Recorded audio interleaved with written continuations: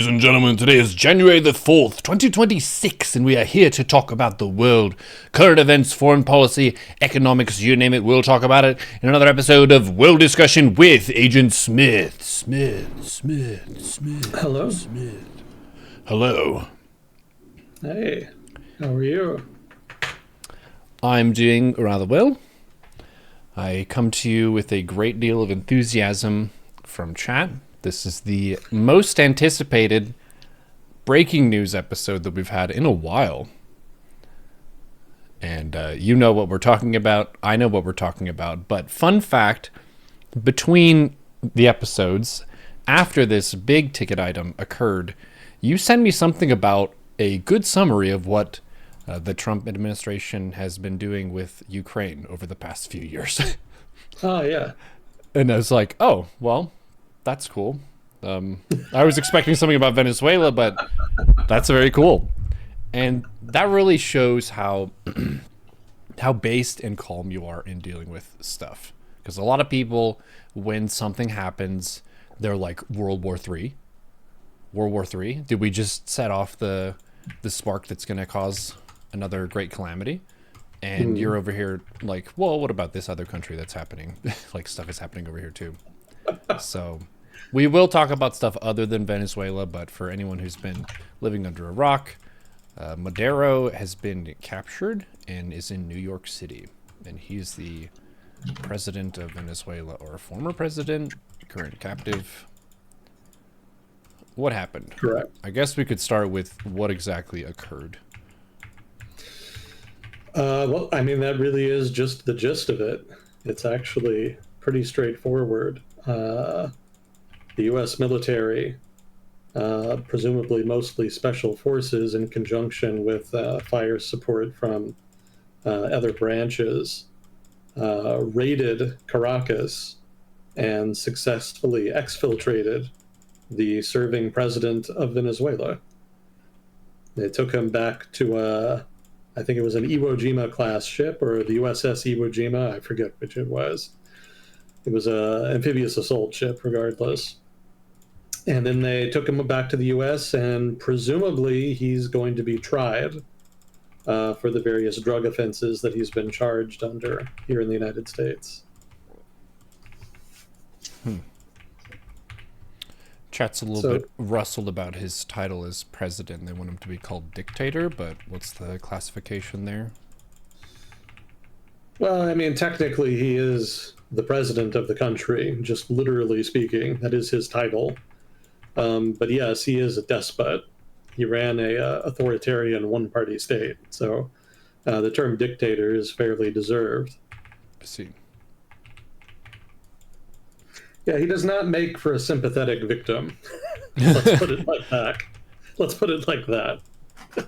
So there's no one out there who's like, no, he was a nice guy. Like, the people wanted him to lead. No. No, many people are pleased to see him go. That said, I think the response to the event in question online certainly has been overwrought. Perhaps not that surprising. And that is sort of the internet's way of dealing with major events. You know, find the angle that makes it seem the most dramatic and spectacular, and then proceed to spaz out. If I had more faith in the Trump administration, I would not really be opposed to this, because the United States does have an interest in trying to contain a regime and a government in Venezuela that is involved in drug trafficking and has been involved in intermittently, albeit ambiguous, support to groups in Colombia that are either narco-terrorists or rebels, depending on how you want to frame them. And many countries in the region, all across the political spectrum, would really rather Venezuela get its shit together so that they don't have to deal with the political fallout of large numbers of Venezuelan emigres moving into their countries, seeking work and refuge and amnesty. So it's not all bad, but the trouble is that when you do something like this, you do need to plan for the aftermath. What is sort of the long-term plan here? And the Trump administration, in both its current incarnation and in its first term, have a pretty bad track record with long-term planning. So my immediate assumption, even though I'm not sad to see Maduro go, is that the Trump administration did this for the headline, but is otherwise not really that invested in any kind of long-term payoff. I suspect this is just done, one, to look tough, and two, to intimidate the Venezuelan government into acceding to the Trump administration's demands. And that's an important consideration, too. The Venezuelan government is intact. This is not a regime change operation, as I've seen some people try to portray it on the internet. This was a decapitation strike, at best. They took out the leader of the country, albeit sort of the guy at the very apex of the power structure in the country. But they've otherwise left the rest of the power structure untouched. And I don't think there's any substantive change that can result in Venezuelan politics if that's all the Trump administration is going to do. Now, the Trump administration did, after the raid, threaten the Venezuelan government that if they did not give in to American demands, that there would be follow-on strikes. But I have not yet heard a threat of actual invasion. And by strike, I saw there were photos of explosions and stuff around Caracas, but did people die? Did people get injured? Like, what was the assessment of the So the Trump damage? administration says there were no American fatalities. They did say there were 2 American soldiers injured. So it was a pretty clean-cut operation, if that is an accurate portrayal, which is always dubious with any government, certainly with the Trump administrations especially, but the way they painted it thus far is that it went off more or less without a hitch. They actually managed to get Maduro almost in bed. He was in the process of running to his safe room when they were able to catch him before he could close the door. That's the version of the story that I've heard anyway. So they were able to get him and his wife, by the way. They did not just get Maduro, but also his wife, before they could make any kind of getaway or get to a safe house, or safe room, rather, and then get them back to the helicopters and, again, exfiltrate successfully. And there weren't any Venezuelans who were killed? Probably, but we don't have any numbers on that. Probably, at the very least, Maduro's bodyguards and some security forces were killed. I think the U.S. government did admit that there were some civilians killed, but no numbers were offered. So we don't exactly know, just how many, well, just what the total casualties are going to be. But overall, it was probably pretty light. Probably more people died in the airstrikes than in the actual raid on Maduro's house. There were a number of airstrikes that were launched on targets around Caracas when the raid was taking place, as well as on, I think it was like a port, 20, 30 miles away. But it seems those were only partly being done to actually attack the Venezuelan military. It seems it was more of a distraction than anything. At least that's what I read. It might have also involved some seed, basically suppression of air defenses. That wouldn't surprise me. But I don't know that they were all that necessary. You don't have to be all that flashy with seed. So I think they were just trying to overwhelm the Venezuelan military so that they didn't pay attention to the actual raid taking place. If that is an accurate assessment, then very successful. Again, the actual raid was, went off more or less perfectly, near as we can tell. Damn. So this kind of move is, I don't know. It's definitely a war move, but you're not initiating war against the opposition. You're snatching the head of the snake, basically. Yeah. Yeah, like I said, decapitation strike. But again, there really doesn't seem to be much of a plan here. Maybe one will emerge, but right now it's very ambiguous. The only thing the Trump administration has done is crow about what they did and then also threaten what remains of the Venezuelan government. But I don't think the Venezuelan government is going to be in a very sort of concessionary mood. I suspect that they're going to be fairly recalcitrant. The vice president, I think her name is Darby Rodriguez, is basically the head of state now in Venezuela. And the Trump administration says that during a phone call, she said that she would do what they wanted. But I suspect that's just more bombast from the Trump administration. They very frequently have lied about what other leaders have promised to do for them. So I'm extremely dubious about their statement. And Rodriguez has since come out on Venezuelan television and said that they're not going to cave in to what they call U.S. imperialism, which in effect is what this is. You know, that tankies are probably feeling very vindicated right now. This basically is exactly the kind of behavior that they've always accused the United States of getting up to, albeit somewhat more clandestinely.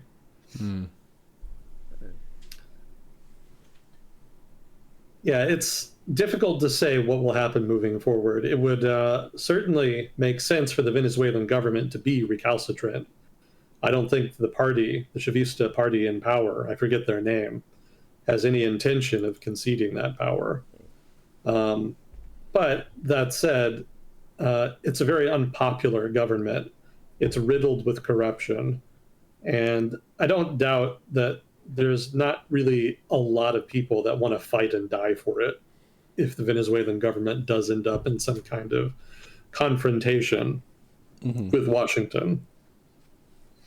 And it may be that the CIA or other elements in the U.S. government have been able to successfully bribe or otherwise organize elements within the government that might be more conciliatory towards American demands, and that those elements may move forward and either explicitly or implicitly take control of the government going forward. So in that sense, this move could be relatively successful. But I don't know that that's what's really going to happen. I know that there have been reports that one of the reasons the raid was so successful is because that there was support, or not, maybe not support so much, but information basically that was being leaked by contacts within the Venezuelan government to the U.S. government, and that information was critical in locating Maduro and in sort of getting past the defenses immediately around Maduro. So there are elements in the government that might be willing to help the U.S. government, but it's not clear to me how widespread that sentiment really is within the government, or how mercenary the government elements within the government really are. It could just be that the elements that are willing to help the CIA or work for them, or at least take their money, may not be nearly enough to actually substantively take control of the government. It's possible that the Trump administration's threats might be enough to compel the government into complying to American demands for reform, and perhaps some degree of democratization. But again, I doubt it. The authoritarian political culture within the Chavista government is just kind of inherently unstable and violent. So that's not necessarily something they're not used to. I don't think it's going to be all that much deterrent for them. I think they'll be more careful going forward, and I do think they might be willing to negotiate a deal. Maduro himself was actually offering to do that. I don't think it's about the oil either, I would point out. The Maduro administration has been willing to allow American oil companies to operate in Venezuela and has basically been asking them to do that fairly actively. In fact, it was the Chavistas themselves that pushed them out in the first place. It was not American sanctions that did that. American sanctions were pretty late to the game. Venezuela's economy had already collapsed by the time the United States started substantively sanctioning Venezuela, the Venezuelan government, and Venezuela's state-owned oil company, from which the government derives, or at least had derived, most of its revenue. So at any point, the American government could have lifted those sanctions, and the Venezuelan government, at least after its economy collapsed anyway, probably would have been pretty content to allow them to come back. Certainly over the past few months, the Maduro administration had kind of implicitly been signaling that. So I don't think that's the impetus. I don't think that's sort of the real casus belli here for the Trump administration. I don't know if you've been following the administration's rhetoric, but they have been partially predicating this raid on trying to get the oil that Venezuela, quote unquote, stole from the United States back, which is weird because, maybe you could say they stole American oil when they nationalized their oil industry, but that happened back in the 70s when Venezuela was a fairly steadfast American ally in the Cold War. That's not a recent thing. You could say they stole the oil when they kicked out American firms, but again, that hurt them more than it hurt the firms. And they were ultimately willing a few years later to start asking them to come back.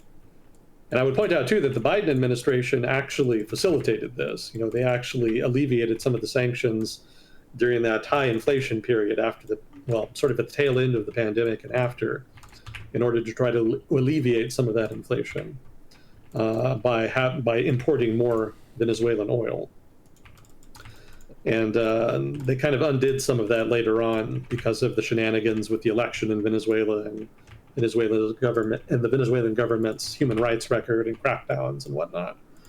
And then, of course, the Trump administration, when it came in, basically just undid all of that. So they've been much more about pressure.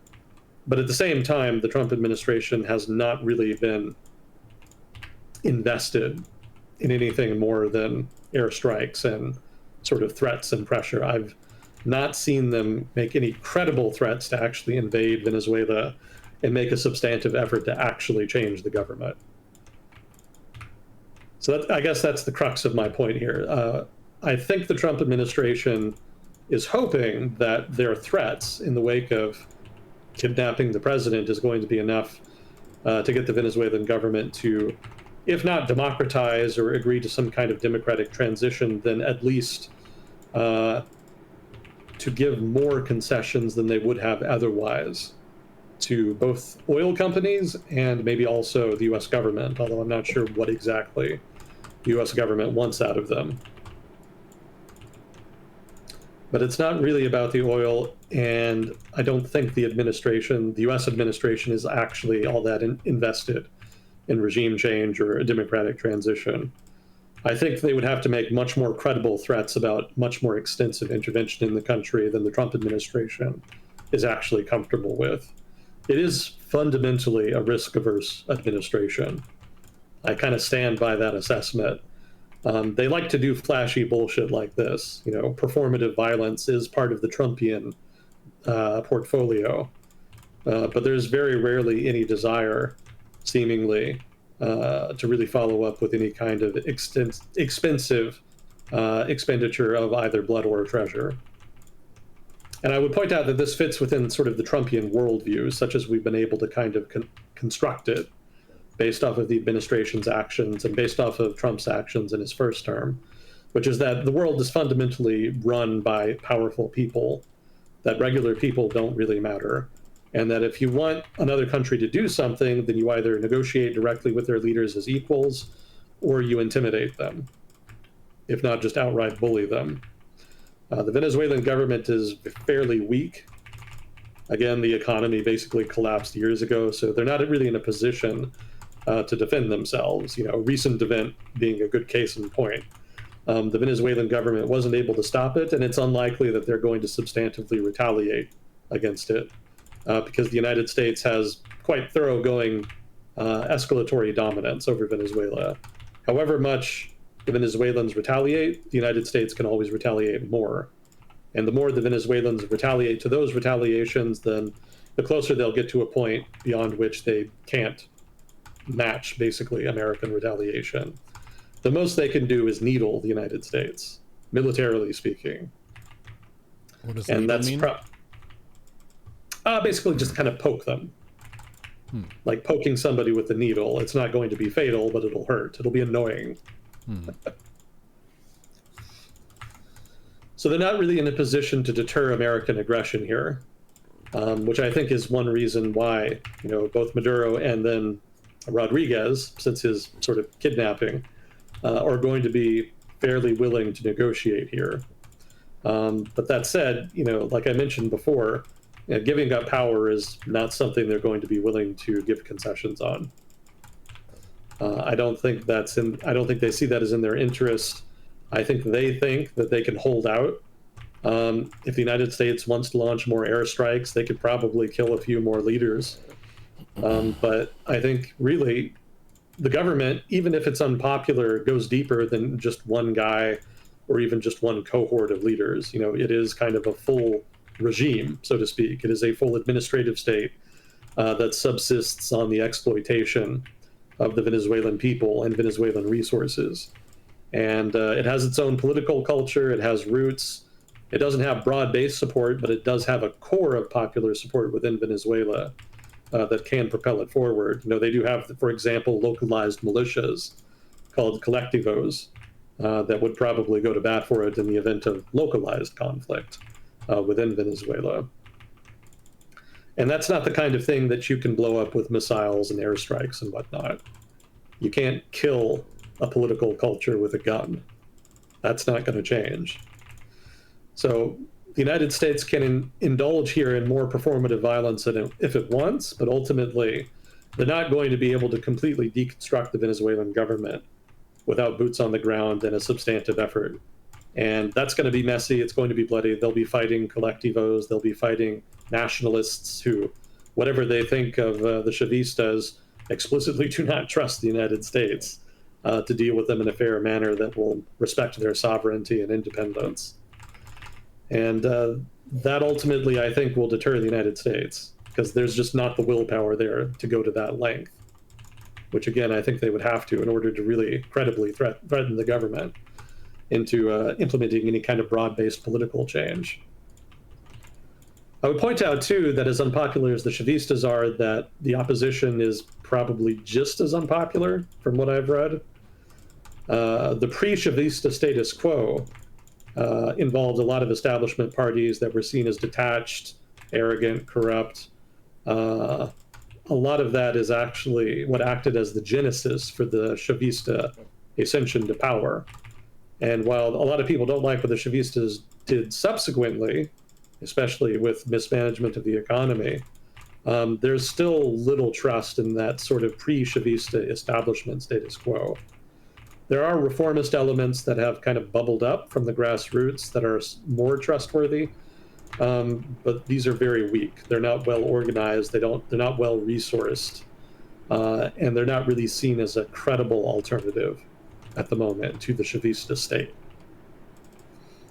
So all told, the national response in Venezuela, as I understand it, is that they're pleased with the removal of Maduro, like he was broadly disliked, but that there's mixed opinions about American involvement here and the violation of Venezuelan sovereignty. There's virtually no faith that the United States is actually going to respect their independence or actually help them do anything useful. And there's an immense amount of skepticism and uncertainty right now about, quote unquote, what happens next. Nobody really knows. Certainly the hardcore opposition was optimistic. Mikado, for example, the woman who won the Nobel Peace Prize recently, she was on social media basically asking the American government to do more and asking the Venezuelan people to come out. But in the days since, not much has actually materialized in practice. So it seems she's kind of yelling into a void here at this point. And interestingly, the Trump administration, actually Trump himself, came out and said in the press conference after the raid that they were not going to back Mikado as leader in the event of any kind of political transition in Venezuela. Nor did they mention Edmundo Gonzalez, the guy that the Trump administration in his first term had actually backed during a disputed election back then, around 10 years ago. So it's not clear just who the Trump administration has in mind, or if they have anybody in mind to run Venezuela during or after the transition. Presumably, they are somewhat interested in the question, since Trump himself did say that the United States would, quote, run Venezuela until there would be a transition, which certainly gathered a lot of attention online. That led people to believe that, we were invading Venezuela for their oil. Again, don't think it's about the oil, and we're not invading. That hasn't happened yet, and I don't think that it will. In fact, I think probably over the next week or two, this will probably fade out of the headlines. I think the Trump administration already got what they wanted. If they get anything else, if the Venezuelan government agrees to political transition or some other set of concessions, I'm sure they'd be happy with that, but I don't think they're willing to go to bat for more than what they've already gotten. So I suspect this is basically high theater on their part.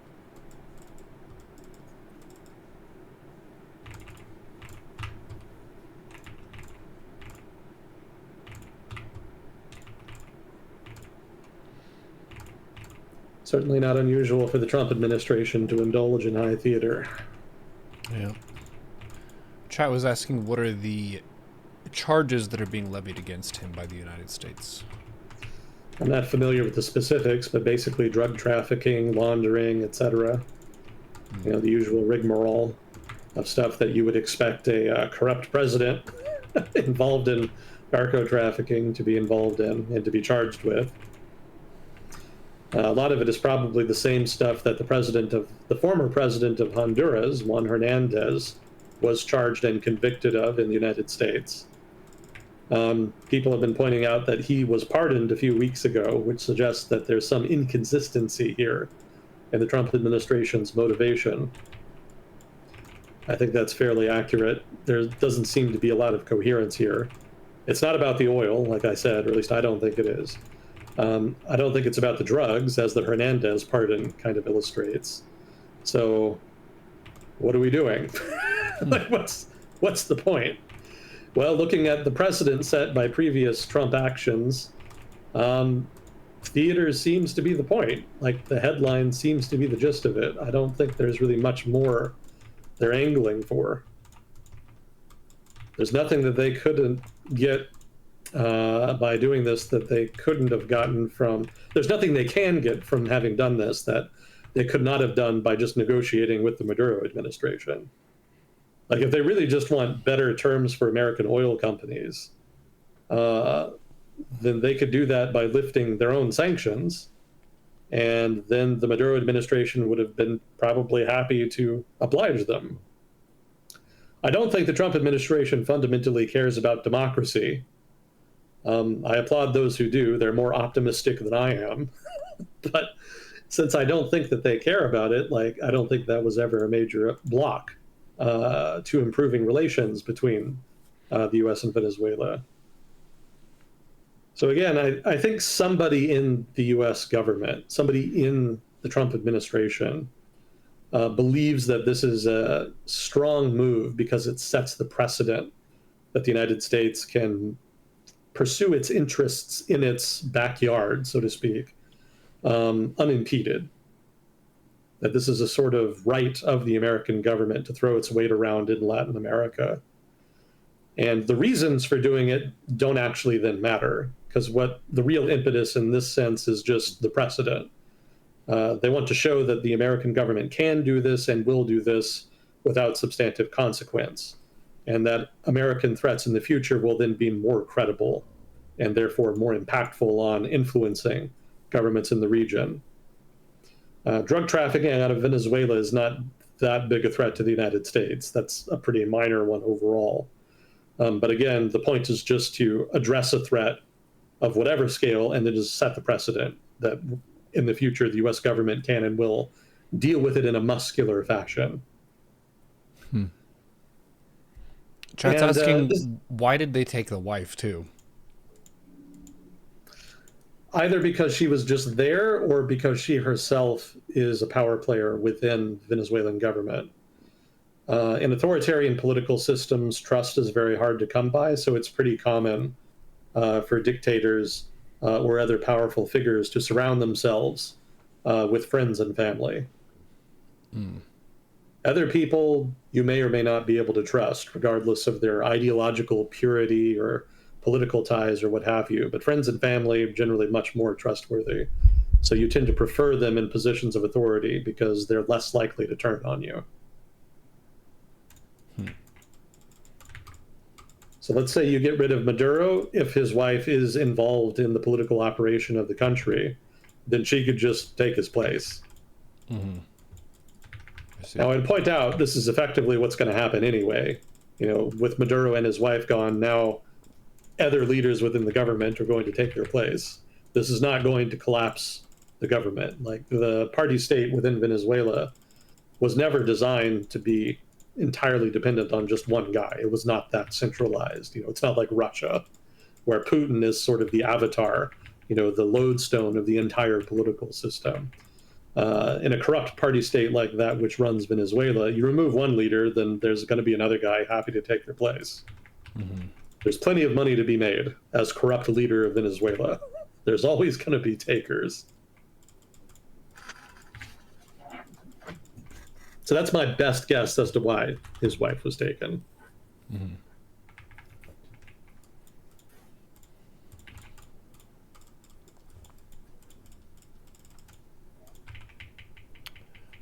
Pretty crazy stuff. Do you think that Venezuela might ever try to play back at the U.S. and send helicopters and take our president? I don't think they have any. They don't have helicopters? I'm sure they have some, but allow me to elaborate.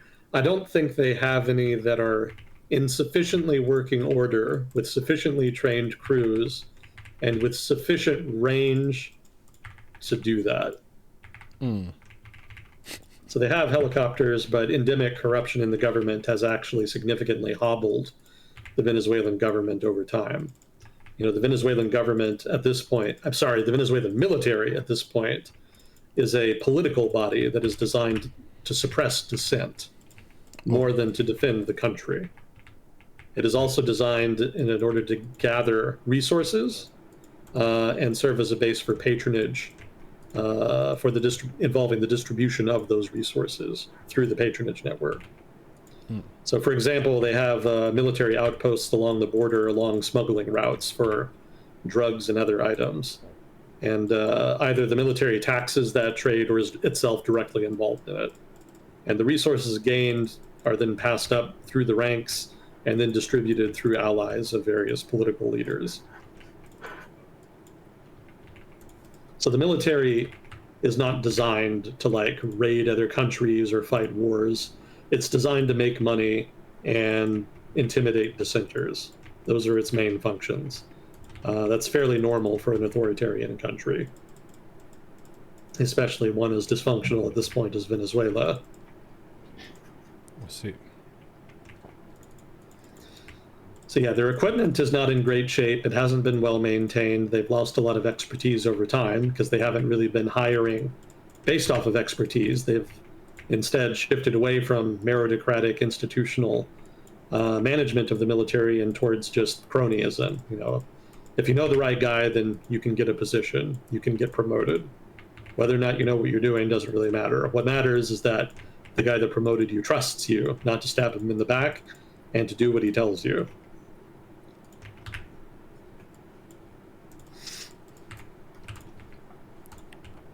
So no raiding of the U.S., I'm afraid. There's not going to be substantive retaliation here. The Venezuelan government is just not in a position to do it. I think they'll try to... Go ahead. Is the global stage upset with the U.S. for this? Like, is this a bad guy move? Or are some people like, yeah, he was a bad man? Oh, yeah. Most countries are upset about it. It's a pretty clear breach of Venezuela's sovereignty. And that's considered a problem by most countries. Most countries, being small countries, prefer to uphold an international order where their rights are respected. There are a few exceptions, but most of them are countries in Latin America with leaders that have personal relationships with Trump. So the Argentine government came out in favor of it, but that's led by Milei, who has a personal relationship with Trump that resulted in something like $40 billion directed towards Argentina to help them with the debt problem. So, of course, Milei is going to be pretty favorable. I think what was the other one? Argentina was one. Ecuador was the other one. The Ecuadorian government came out in favor. But the Ecuadorian is also led right now by a president who is trying to build a rapport with President Trump. I don't think he's been all that successful, but ever since he's come into office, he's done little things here and there to try to get Trump's attention, to show that he's deferential to Trump and kind of wants to be an ally. I think thus far, though, that's been a story of unrequited love. I don't think the Trump administration has given much of a shit about Ecuador, but that hasn't stopped the president of Ecuador from trying. I would expect governments in Central America to either stay silent or to voice support, but I haven't heard any support voiced explicitly thus far. Generally, Central America is the part of Latin America that the United States exerts the most influence over, and generally governments in the region are the most deferential to American foreign policy, whatever it may be. Mm-hmm. Bukele, I would expect to be especially vocal in being favorable, but I haven't heard anything yet. But beyond that, beyond those sort of special cases, pretty much every other government in the region is upset about it. And most interested parties abroad have voiced pretty deep skepticism about it. Mm-hmm. I mean, this is a kind of a Trumpian prototypical trading short-term benefit for long-term problems. In the short term, yes, it looks flashy. It kind of allows them more leverage in bullying the Venezuelan government. But the trade-off in the long term is that you're undermining sovereignty, just the international order and its respect for sovereignty generally. And that breaks down barriers of all kinds between states. If there is not going to be enforcement of an international order that respects national sovereignty, then you're going to see a return to a state of nature eventually. And that's going to play out in ways that will be both costly and beneficial to the United States in the long run. But ultimately, it will be more chaotic, and the world will be worse off for it. If it gets to be that bad, there may well be a shift in the international community towards an alternative pole of global power. I don't think there's any alternatives to the United States right now that are nearly as powerful as the United States, or that can really substantively uphold a world order. But given how unhinged the United States has been over the past 10 years in terms of its international commitments, it wouldn't necessarily need to be a pole as powerful as the United States. There's just a general preference in much of the rest of the world for something resembling a free trade regime in which the sovereignty of individual nations is respected. That's sort of the bare minimum that is desired across much of the planet. And if the United States doesn't want to do that, nobody can really make it do otherwise. But you could see a kind of collective coalescing of the rest of the world around alternatives. That's not necessarily going to be China, but it could be something like a Sino-European compact. Whatever their disagreements, they might at least agree to maintain the aspects of the international order that are considered important. That being, again, free trade and international respect for sovereignty. And, as far as long-term consequences, there's also the fact that, the Trump administration is once again proving the tankies right. There's always been an immense amount of skepticism in Latin America about American intentions and condescension towards Latin America. And Trump's actions kind of validate them, prove them right. They prove the America skeptics in Latin America correct, that Washington is not to be trusted, and that if the region wants its sovereignty to be respected, then they need to find alternatives. They need to be autonomous, and they need to mitigate dependence on the United States as much as possible. Somewhat ironically, this is going to empower the nationalists in Latin America, because that is the element that is the most skeptical of American power, and always has been. Traditionally, America's allies have actually been the sort of patrician right in Latin America. Sort of the right-wing economic elite in Latin America has generally been more willing to work with the United States historically. generally their price for cooperation was some degree of respect for their sovereignty, which Washington was generally willing to give so long as they contained communism. After the Cold War, the US kind of stopped caring about that, and so more or less the US nominally pushed democratization, but wasn't really that interested in enforcing it. And so Latin America kind of got its preferred outcome as far as American foreign policy, which was sort of either benign or malign, depending how you want to frame it, American disinterest, which most of the region was pretty happy with, I think, overall. Now, though, with more American intervention, especially this sort of direct, sort of Theodore Roosevelt style, bullying happening, the nationalist element in Latin America will likely be excited. And I say that's ironic because Trump himself is, of course, a populist nationalist. Mm-hmm. Populist nationalists in the current era kind of like to pretend that they're part of a global movement against globalism, which they like to paint as kind of a single coherent thing that they're fighting against. But it's actually kind of the other way around. It's more like populist nationalists almost always just hate each other. They don't get along almost anywhere. When they have common enemies, they will sometimes cooperate with each other against those common enemies, but that cooperation invariably breaks down in the long run. This sort of populist fantasy that the world is a Hobbesian state and the government is lying about it being otherwise, that the government is secretly run by, a kind of cabal of elites. It's just not accurate. Like, that's not how it works. There is a great deal of chaos in the world. That's true. But you're not going to fix that by making it more chaotic. That just makes things worse. There's just no coherent solution to the problems that populists like to point to, that they've been able to advocate for or push. It really is just sort of, things are fucked up, so we're going to break things until it somehow improves. It's not really rational.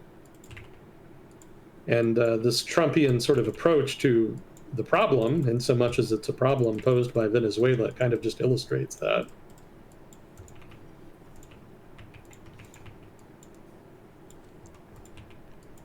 I will say, as a kind of meta commentary here, Trumpian populism, like pretty much all populism in this era, is virtually incapable of building anything. They are voted into power mostly just to deconstruct things and to throw a tantrum, effectively. But their actual interest and ability in building institutions that might change things substantively, that might actually alter the course of the country's economic and political fortunes, it's not there. Like, they're not doing that, and seemingly don't care to, which suggests that there's not going to be any real legacy to this. I had a friend in China ask me, like, what I thought was going to happen to the United States in the future, and there were two answers. One, nobody knows. Very unclear at this point. But two, I don't think that the Trumpian era is going to be a model for the United States going forward, because there's nothing being institutionalized here.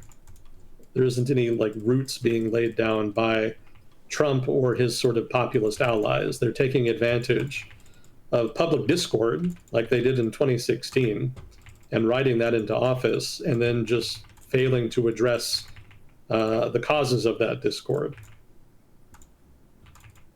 So it all seems to be just theater and performance right now, near as I can tell.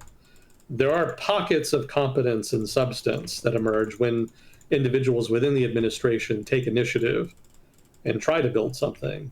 Scott Bessent in the Department of the Treasury has made substantive efforts to kind of rationalize Trump's economic policy. Marco Rubio, near as I can tell, has tried to rationalize Trump's impulses into some kind of, realist, some kind of coherent realist foreign policy. But there's only so much you can do with a guy like Trump, whom is just sort of short-term thinking, who is focused on short-term thinking and transactionalism. Like, there's no Trump ideology that I can discern beyond just be a tough guy, push people around, and extract what you can. And that's not really like, that's not a doctrine. I know Trump was touting recently the Don Rowe doctrine, sort of his version of the Monroe doctrine, but he's too inconsistent to have any kind of real doctrine. Like, being tough is not a doctrine. That's just a tactic, and tactics without strategy are aimless. It's just inherently self-defeating to approach foreign policy like that. I think Rubio knows that. I think there are aspects of Trumpian populism that he likes, which is sort of being tougher on Latin American dictatorships and having a more robust relationship with countries in America's near abroad, so to speak. But I don't think that he appreciates the tearing down of the international order. I think he himself is an institutionalist at heart. He has just different ideas about how it should be managed. And I think if he were to either get into power himself, like become president someday, or to continue to serve as some kind of leader on foreign policy, that he would probably do things differently. He would probably still be tough on Venezuela and otherwise fairly hawkish, but he would probably try to institutionalize that in a way that could kind of propagate itself into the future. Basically more Reagan conservative than Trumpian conservative, so to speak. So when guys like that try to take control, they do okay. Like, Trumpian politics looks sensible when they do that. But Trump always seems to undermine that with sort of these flashy moves that he's attracted to. Like, he seems to really enjoy announcing that he's done some big dramatic thing. For example, the airstrikes on Christmas. We didn't talk about them, but the United States launched airstrikes on Islamic State's targets in Nigeria on Christmas. And Trump, of course, came out and crowed about it, talking about what a blow it was against Islamic State and making snarky comments. Like, that seems to be how he views the role of the president. Like, he thinks that, and not only that, but he thinks it's smart, near as I can tell, because I've encountered guys who think like that before. And, their vision of the world is one where, toughness, violence, and deterrence are the only things that matter. Institutions, legitimacy, these sort of broader abstract notions of government power don't matter to them. So I think Trump is just one of those guys, and that he thinks that when he does things like this, it sort of coheres American power. It increases the credibility of American threats in a way that is good, and from their perspective, for the United States and its foreign policy. I would point out that this is the exact same logic that the United States used under the second Bush administration when it was invading Iraq. A lot of the Iraq war proponents were very much of the mind that, regardless of the casus belli, regardless of whether or not it was justified to invade Iraq, Hussein was a dictator. He was not an American ally. And if the United States could then just run in, get rid of him, replace him with a friendly government, and then get out, that would be a solid testament to American power that would underline the credibility of American threats for generations, and that the invasion of Iraq was worth doing just for that reason. We all saw how that turned out. Like, the war itself and its outcome undermined that very benefit by dint of showing that the United States did not have the wherewithal for a long-term occupation in the event that the short turnaround plan failed, which it did, and also that the quick turnaround from anti-American authoritarian government to pro-American democracy was not feasible. Trump himself basically won office in 2016 partly by running against that logic. But because he himself is just so narrow-mindedly focused on his tough guy vision of the world, he himself has kind of talked himself into that same logic. We are, in a sense, back where we started in 2016, at least in a foreign policy sense. Yeah, that kind of ties into an overarching conversation about the Iraq War. There's never been a consensus in the United States about why the war was fought. Like, people argue about it to this day. I don't know if there ever even will be a consensus on why it was fought. At this point, it's just too much of a partisan issue. But one of the things that I noted amongst the broader public discourse about Iraq is that on the left, it was always just assumed that it was an imperial project, and that, sort of greedy elites in the United States wanted to either exploit Iraq for its resources, or if not that, or if failing that, then at the very least they wanted to make a bunch of money off of the conflict. But then on the right, there was a sense that it really was about democratization, that maybe oil played a role, but that the Bush administration was otherwise being relatively honest, that it wanted to help Iraq transform, and that this was the fatal flaw, that this sort of more human-minded approach of trying to kind of help uplift the Iraqi people was well-intentioned, but ultimately foolish. Now, of course, there's a whole gamut of opinions across the political spectrum in the United States on both left and right about just why the war was fought. But in general, nobody seemed to think that it was like genuine.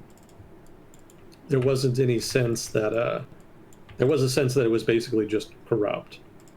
But nobody had any sense that maybe you could have done it right, basically. Like, you could possibly have a foreign policy where you pressure dictatorships or authoritarian states much more strongly than had been the case, like in the Cold War of the 90s, where you just directly threaten them. Maybe you don't use military force, maybe you do, but you could hypothetically do a foreign policy where you are centering principle. And the takeaway from Iraq was basically that that's impossible. But what nobody did is nobody questioned the realism that kind of led to Iraq. I think that's more the point I was trying to drive at. The realist logic that was used to invade Iraq, which the Trump administration is kind of using again now, was never really discredited. Like, it never really got the blame. Like, all of the blame went to quote-unquote neocons, which was basically just shorthand for greedy, corrupt elites in the United States. But sort of this realist logic that had undergirded the invasion never came under substantive scrutiny and was never really delegitimized like it probably should have. And I think in all the talk about focusing on democratization and greedy elites, the neocons, etc., people kind of lost sight of one of the most important drivers for the American invasion of Iraq, which was that sort of realist argumentation, that belief that the United States would find it easy and cheap to overthrow an unfriendly government and to just replace it, and that it was in America's interest to do so. Whether or not those interests were substantive or not didn't really matter. It was more important, again, to just set the precedent. Nobody really talks about this seriously or in a substantive way as a major cause of the Iraq War, but they really should. Because, again, that logic comes up again and again in American politics, and the Trump administration just embodies that. Like, there really should be more attention paid to that. As is, it gets lost in the shuffle of partisan talking points. People kind of get lost in the sauce, so to speak, trying to kind of parse America's foreign policy establishment and divine just what it is that it's doing and who's pushing the agenda, so to speak.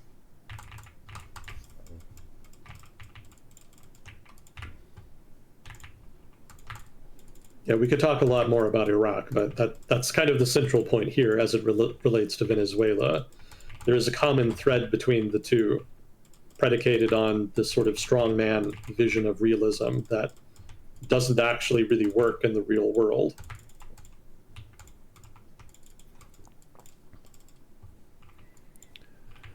Yeah, it's really going to bat for having an aggressive stance with how you deal with others.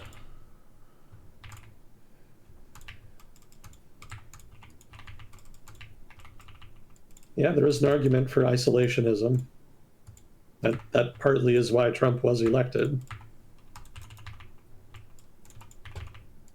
But I guess that itself, trying to vote for an isolationist and then ending up with sort of a strongman realist speaks to the inability of the American electorate over the past 10 to 15 years to really, for one, correctly diagnose the country's problems, and then two, to vote for somebody who would actually substantively fix them. There's any number of reformists in American politics, but they're just not generally given the opportunity to do anything because voters tend to prefer the flashier option. And the flashier the option, generally the less substantive it is. And they don't come much flashier than Donald Trump. He really captured the imagination of sort of the populist element in American politics. But no amount of punishment seems to correct that mistake.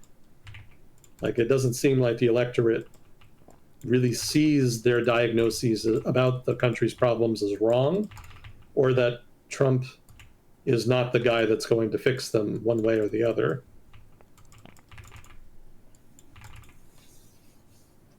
But at the same time, like, I think once Trump is gone, there's not really going to be an obvious replacement. So I suspect there's going to be a correction, a regression to mean, so to speak. Certain elements of his populism will no doubt persist, but I expect more institutionally invested actors, shall we say, in American politics to take back control and return to something resembling normal governance.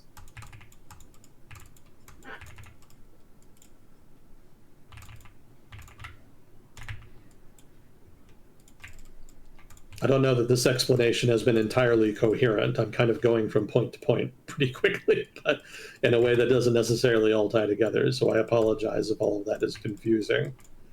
But all of that is relevant to the Venezuela strike, the Venezuela raid, whatever you want to call it. Basically, I'm explaining why I don't think anything is going to come out of this. You don't think I don't think there's going to be a war. other leaders and stuff, or that Venezuela would escalate with us? Yeah, I don't think the fallout will be that big. I don't think either government is really interested in escalation. That's not going to stop an immense amount of cheap talk emanating from the White House. Trump has already come out and said that the president of Colombia should watch his ass and that something should be done about Mexico. He just runs his mouth constantly. It's exhausting. But it is just cheap talk. I don't read anything into it. I'm sure Trump, believer as he is in the madman theory of foreign policy, believes that all of this is just bolstering his credibility, or more accurately, the credibility of his threats. But, if you want to do Mad Men right, you can't be this incoherent. There does actually have to be a plan, and I do not divine any plan here. If they want to prove me wrong, then all the better, but they've generally proven me right on this. They very rarely plan ahead for the medium to long term. They tend to prefer to shake the tree and see what falls out. That's the analogy I always come back to. They do a big flashy thing, they try to scare people, they try to intimidate people, and then they see if anybody gives them anything. And then if nothing comes out, then they just move on to the next tree.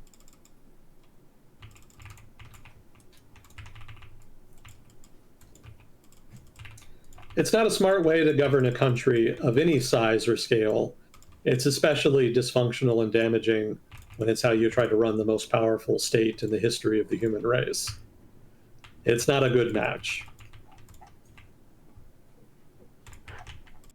See.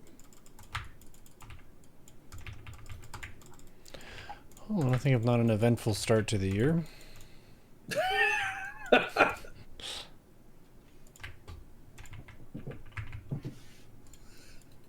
Yeah, I think I messaged somebody about that.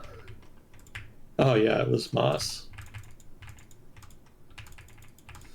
Government off to a running start to 2026.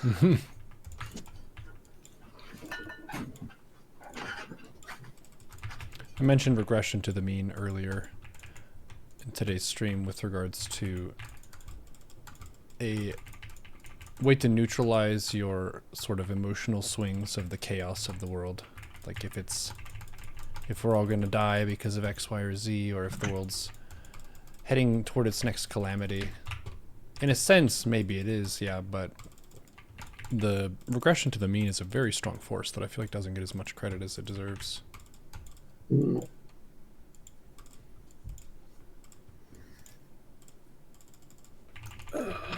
Let's see. Yeah, I didn't have a whole lot to add to it beyond that.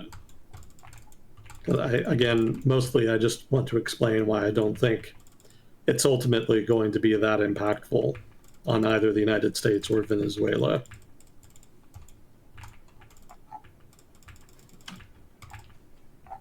That's pretty much the gist of it.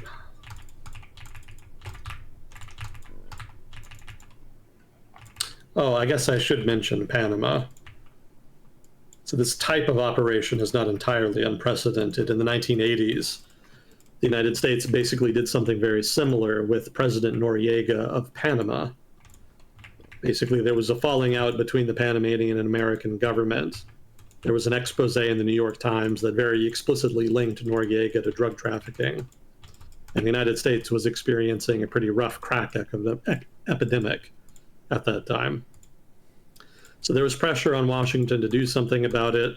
Noriega didn't want to, relations deteriorated, and eventually the George H.W. Bush administration decided that the right move would be to just remove him from power with a military operation.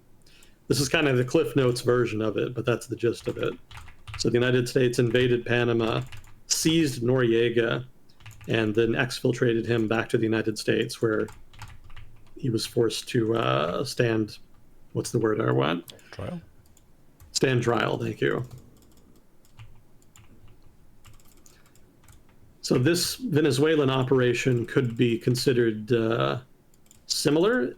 I don't want to say modeled on it, per se, because they were pretty different overall. But in general, the idea of the United States throwing its weight around and removing a leader whom has been recalcitrant in the face of American pressure, they are similar in that regard. I would point out some of the key differences, though. Noriega had been a CIA asset. He had actually been getting paid by the CIA for many years. So that's very different from Maduro, whom is part of an overall party state in Venezuela that is ideologically anti-American, basically. So much more antagonistic inherently. And also Noriega was genuinely broadly unpopular within Panama, to the point that when he was removed, there were, a ready set of popular opposition figures and parties that kind of filled the vacuum. Noriega kind of fundamentally lacked an institutional or ideological base of power. He was just kind of a one-man, not dictator per se. I don't think he ever quite reached that level, but he was a corrupt, sort of autocratic figure within Panama by the time of his removal. Maduro kind of shares characteristics in that he was or is, depending on how you want to frame it, authoritarian, autocratic, etc. But he leads a party that has some genuine ideological legitimacy. There is a cohort of the Venezuelan body politic that are just diehard collectivos, diehard chavistas. And their problem with the government is not that they're collectivist or mismanaging the economy so much as just the fact that they're corrupt. They would prefer things improve, such that conditions in Venezuela were not so bad, but that does not mean they want to return to the pre-Chavista status quo, or for that matter, foreign intervention. Nobody wants to live under a puppet state.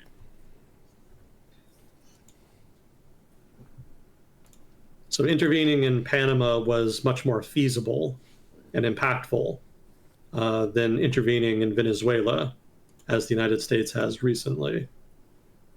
Again, the United States went into Panama, went out, and then Panama returned basically to normal, but without the corrupt sort of autocratic figure.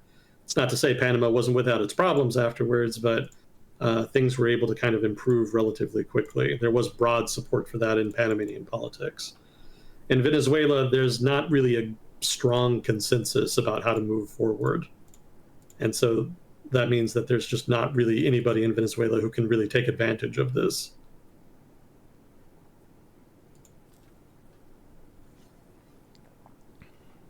So more differences than there are commonalities between Panama and Venezuela here in this regard. But it's important to point out because, it cannot be said that this operation in Venezuela is wholly unprecedented. this does kind of fit within an overall pattern, historical pattern of American interventionism in Latin America. And Panama was sort of the latest, most recent example of that.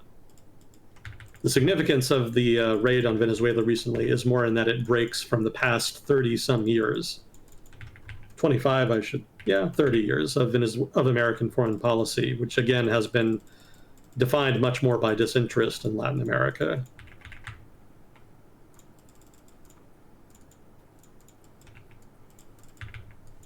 I guess just to kind of underline all of this, there's nothing the United States can get by doing this that it can't have gotten through other means. And the benefit of doing this is not that great and is ultimately going to be outweighed in the long term by medium to long term costs. It's not good cost benefit overall. It's great TV. Lots of flashy footage. Washington seems to put a premium on that these days, but yeah, it's not good public policy, I would argue. Are there any other dictators that might be sweating as a result of this? Think that they're going to end up on a helicopter too? No. No, I mean, Bukele, like, no, he's fine.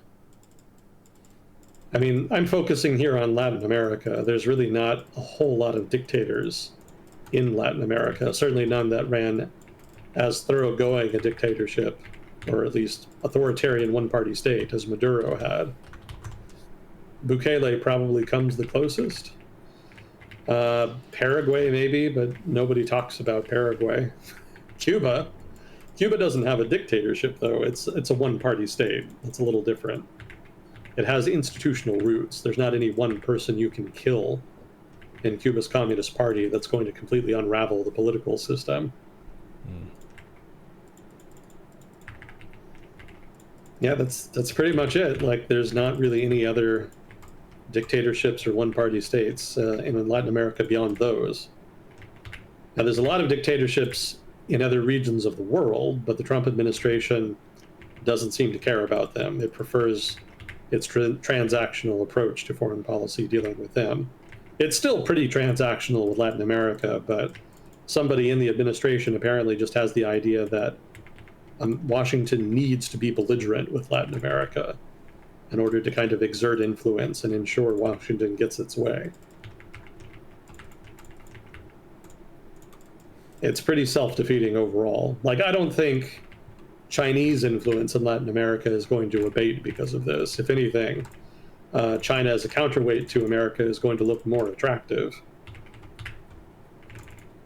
You know, insomuch as there's been erosion of American influence in Latin America, it's been fairly organic. It's not the kind of loss of influence that you can shoot your way out of. There's not going to be a single raid or even war that's going to undo the relative decline of American influence on account of the ascendancy of the Chinese economy and economic ties to China and Latin America. So Washington can bluster as much as it wants, but realistically, it can't really rebuild or build an American empire in Latin America. I'm sure some people would point to the Cold War and say that America did find, I should say the United States, found allies in Latin American countries that were willing to work with them. But I would point out again that that was mostly about communism. You know, communists and communism were as threatening, actually more threatening to Latin American elites than they were to the United States. And so that was not so much America working through proxies so much as it was a partnership. There were plenty of right-wing elites in Latin America that were quite happy to work with the CIA and the American government. And there were also quite a few non-elite right-wing elements in those countries that were also happy to facilitate and maintain that alliance. But what happens when the communists are gone? That changes the context.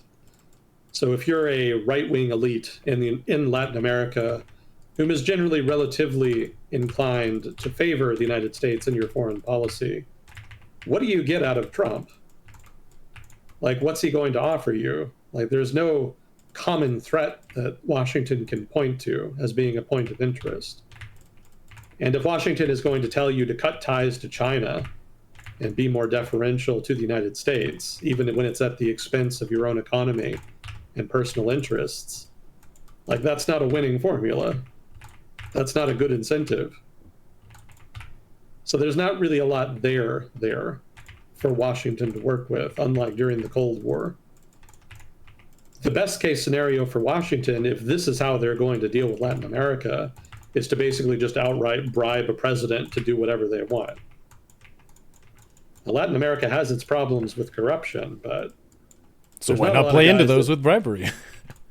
Well, yeah, but yeah, it's just not going to work.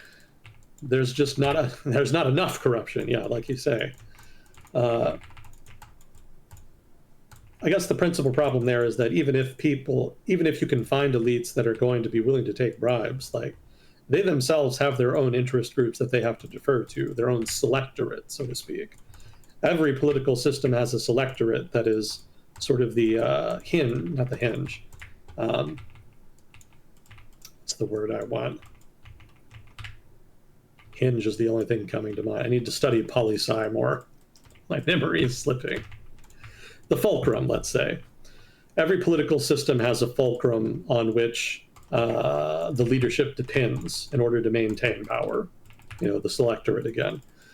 And even if you can find people willing to take bribes, like they're still going to ultimately be more deferential to the other elites and interest groups that got them into power than on the United States and whatever bribes it can offer.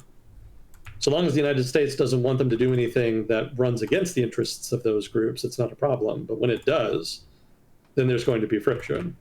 And I suspect at that point, there's not going to be enough bribes that the CIA can offer to really get their way. American influence in Latin America, as well as just abroad generally, has always been the most effective when they have been able to partner with local parties or groups or movements in a way that's been able to kind of pressure the government or become the government, and then implement a political platform that is beneficial both to the native group and to the American government. That's generally been the most impactful way the United States has exerted influence abroad. It's never really been about just invading countries and bombing them and throwing American weight around. Like, Washington has done that in the past, but that's almost always more theater than substance. And it's almost always blown up in the faces of the people who have tried it. Repeated American governments have learned the hard way that a softer, quieter approach generally works better in foreign policy. That doesn't mean you don't use force or threaten force, just that if you are going to threaten force, you need to have a plan. You need to plan ahead to the medium to long term. You need to have carrots and sticks. You need to make contacts. You got to go through the whole rigmarole of foreign policy and diplomacy. And again, sort of the lumpen realist school of thought doesn't recognize that. They think the world is simple, that it is just strong men who run the world, and that when you want them to do something, you threaten them or you offer them something. And it's just a totally false vision of world affairs. Like it doesn't work like that. And so whenever you get guys who think like that in power, invariably you end up with this performative violence for domestic political consumption that has no overarching strategic aim.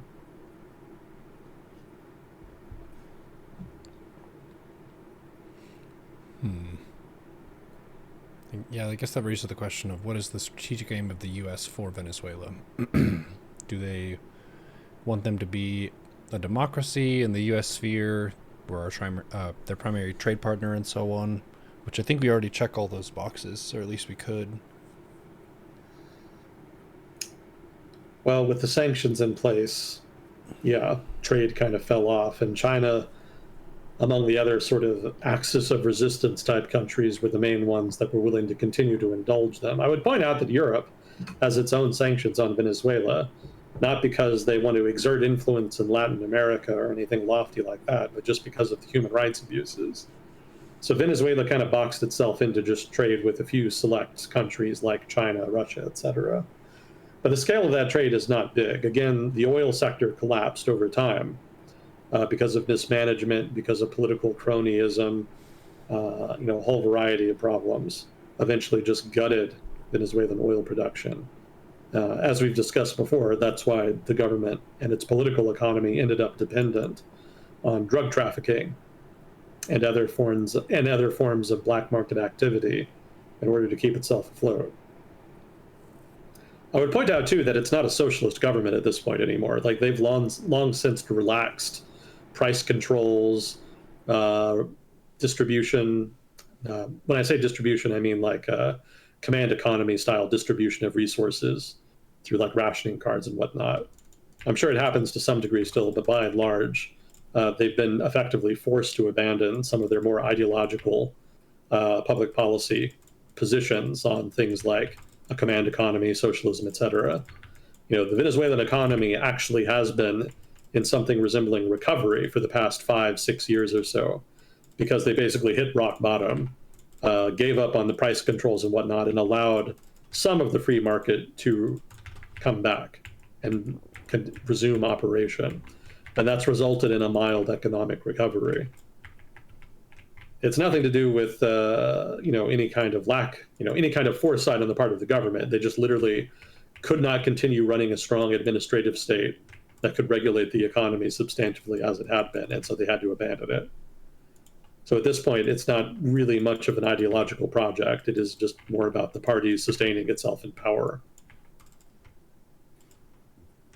which can happen for a very long time, especially if ideological allies of Chavismo consider all of the alternatives worse, and so stick with the Chavistas even as the party has devolved into a corrupt one-party state.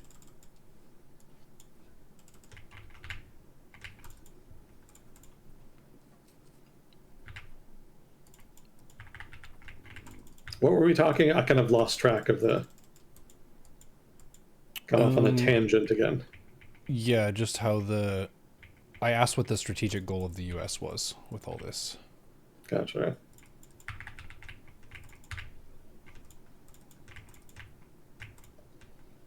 Well, I'm sure I had a point in there somewhere. Maybe it shines through my foggy memory.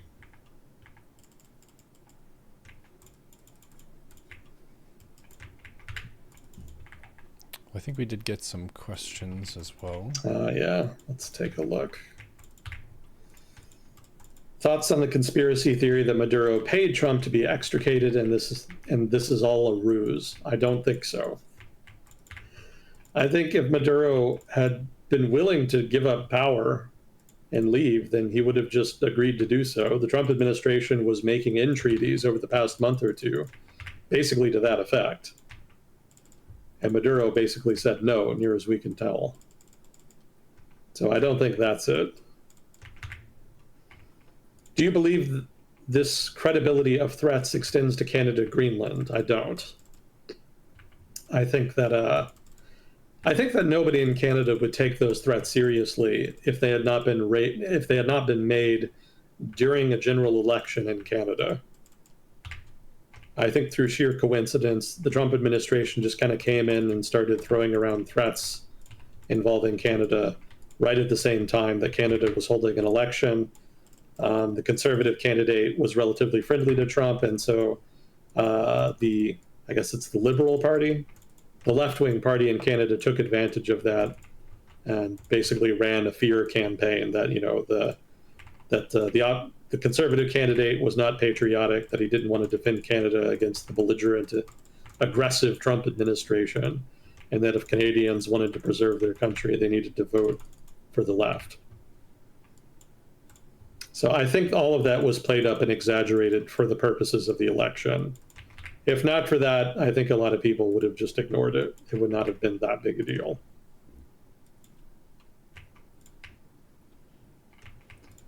What authority does the U.S. have to judge trial Maduro? None, basically. Yeah, there's not. I mean, certainly in so much as Maduro had been involved in drug trafficking, and in so much as that drug trafficking involved drugs being smuggled into the United States was within its rights to leverage charges and to build a case against him, and to ask for his extradition, as ridiculous as that may sound. and to ask Interpol and other international organizations to pressure him, basically. But beyond that, like just running into Venezuela and kidnapping a sitting president because you don't like him, because he broke the law, like, no, that is not a thing you can do legally. Maybe within the context of American law, it could have been legal if Congress had facilitated it, but as we all know now, they did not do that. The Trump administration did not notify Congress ahead of time. They did it afterwards. So there's no authority here. This is another example of the Trump administration skirting the law, doing what they want, and daring anybody and everybody to do something about it.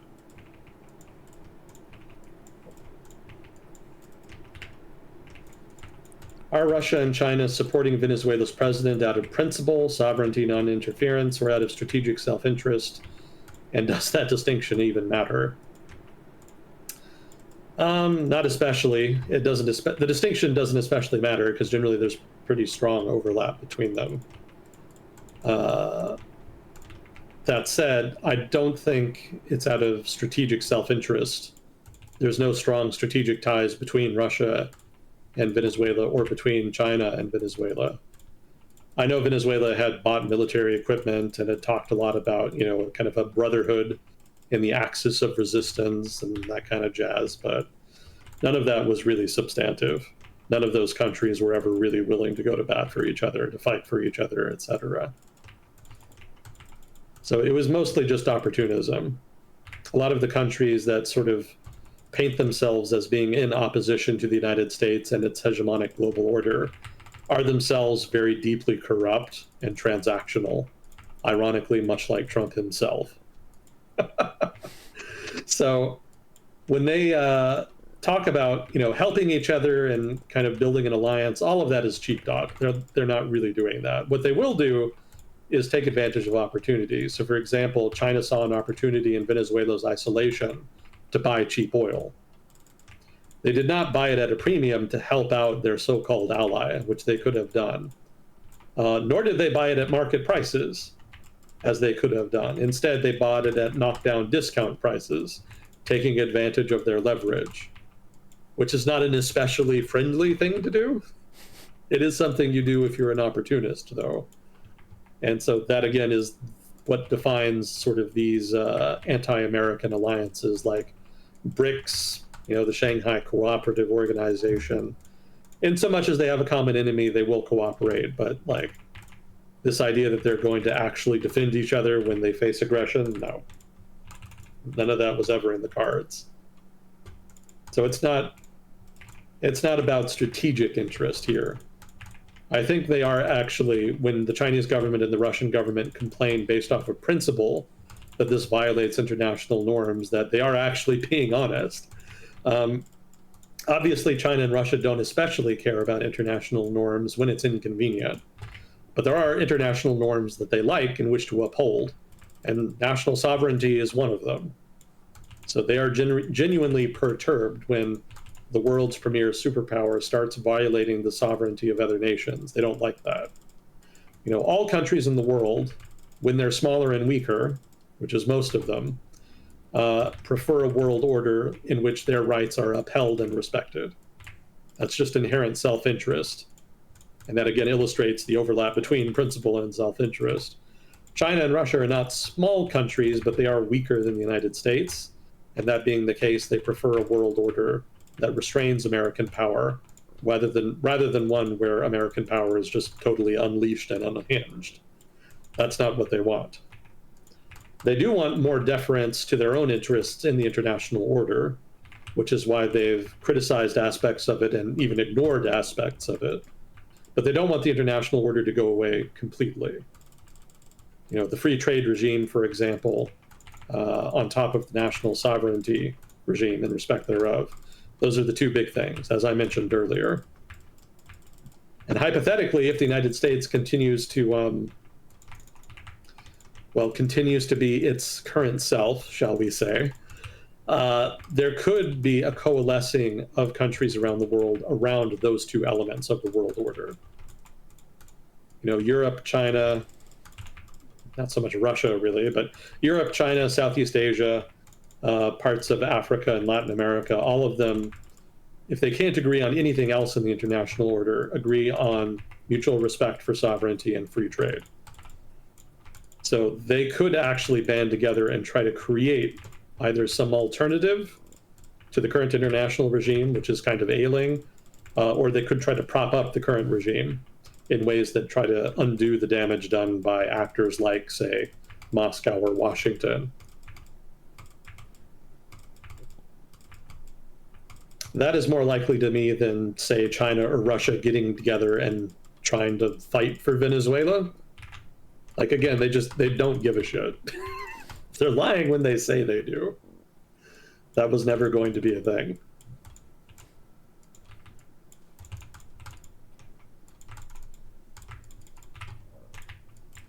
Let's see, I heard some Trump allies claim that once the Venezuelan government is more favorable to the USA, then US oil companies will return, and they'll need to hire US companies with high-end server clusters that can run simulations about where to place the oil wells and how to best extract the resources and such, thus somehow greatly boosting this niche in the US tech industry.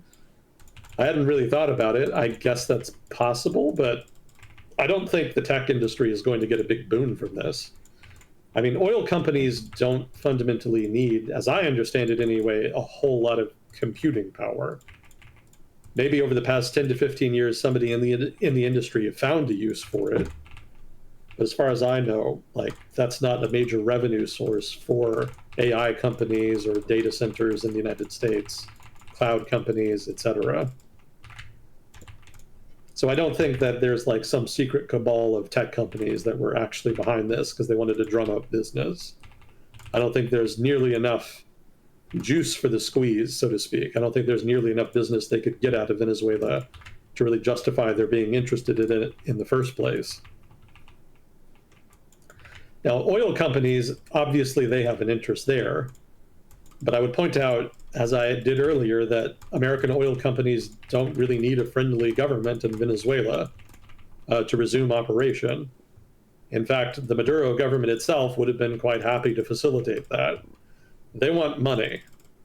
Oil companies can get it for them. So they're quite happy to form that partnership. And Venezuela's government doesn't have to be explicitly pro-American for any of that to happen. And I would point out that Chevron, you know, an American oil company, is operating in Venezuela right now. So, like, this is not an academic argument I'm making. Like, there are American oil companies that are now and have been operating in Venezuela in cooperation with the anti-American Chavista government. It's doable. It's not that big a deal. You know, the principal problem here is not the oil companies and not the Venezuelan government. The principal problem is Washington, which continues to block further cooperation between American companies and the Venezuelan government. The Biden administration relaxed some of those restrictions. The Trump administration subsequently tightened them. It's not entirely clear to me just what they want out of this relationship. Because if it's just oil, like I said, they could have had that.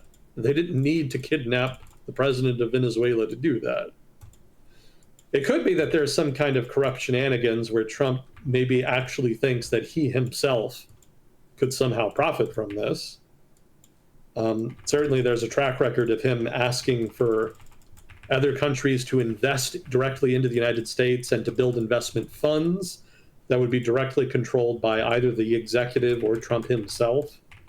There was also the minerals shenanigans with Ukraine earlier this year, which suggested that Trump maybe wanted some kind of personal stake in an investment fund involving Ukrainian minerals. So this may be something of a similar vein, where he may actually think that he can just get a stake in Venezuelan oil production and benefit from it. That would certainly fit in the sort of lumpen strongman realism style that I was discussing earlier that Trump seems to be a proponent of. But as with these other adventures, like, nothing's going to come of it. This is all just high fantasy. People in the administration have to know that, even if Trump himself doesn't. I kind of just have to think we have sort of a Mad King situation going on, where there are competent people in the administration capable of implementing something resembling a normal foreign policy, but they have to kind of dance around the eccentricities of the president of the United States. And the result is this sort of bizarre rather kaleidoscope of foreign policy impulses and drama and sort of flash in the pan action followed by ignorance and disinterest. Like, it just doesn't fit together into any kind of coherent picture I would recognize as a traditional foreign policy for an executive in the United States.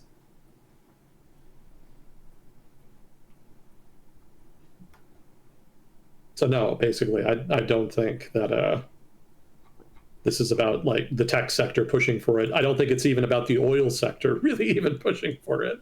I think the Trump administration really just did this mostly on their own. I think maybe if you dig deeper, you could probably find one or two guys, maybe a cohort of people within the administration who were pushing for this, but not for any specific financial reason or strategic reason. I think they themselves probably share Trump's kind of strongman realist view that being tough is good for its own sake, and that they just wanted to use Venezuela as an excuse to do so. You make a precision hostile move against a country that cannot play back at you. Mm-hmm. Let's see. Can you speak on analogies for this event with, say, Libya during the Obama administration? Libya was pretty different. Because in the case of Libya, you had an ongoing revolution that was playing out. Okay, it was nascent, but it was ongoing by the time the intervention happened. So there was an unpopular dictatorship. The people were trying to overthrow it. It wasn't going especially well. They had their moments, but the government was starting to roll them back. And that's when the intervention started. So that's very different than what happened with Venezuela recently, when there was no serious threat to the government in play. Also, the Obama administration didn't really initiate the intervention. As I understand it, it was more of a British and French initiative that the United States facilitated and then became progressively more involved in, basically as the British and French military capability as it became more and more apparent, the French and British military capability was not sufficient to fulfill the mission that had been set out. So that's more of an example of mission creep, I would argue, than the raid on Venezuela recently, which was more meticulously planned, basically, but with no overarching strategic objective. Yeah, and it wasn't a NATO operation either that involved multiple countries. It was just the U.S. taking its own. Yeah, on its own recognizance, basically. Mm-hmm.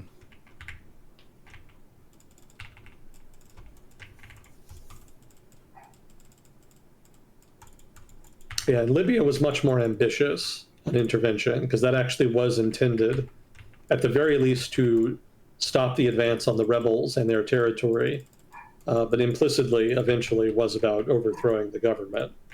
I don't think the Trump administration, again, this is just my argumentation based off of what I've seen and read, I don't think the Trump administration is fundamentally interested in actually changing Venezuela's government. I think that's just beyond both their capability and their interest. They just want to throw their weight around, set a precedent, intimidate the Venezuelan government to see if maybe they actually can get them to obey the U.S. government. But if they don't, I don't think that's that big a deal to Washington.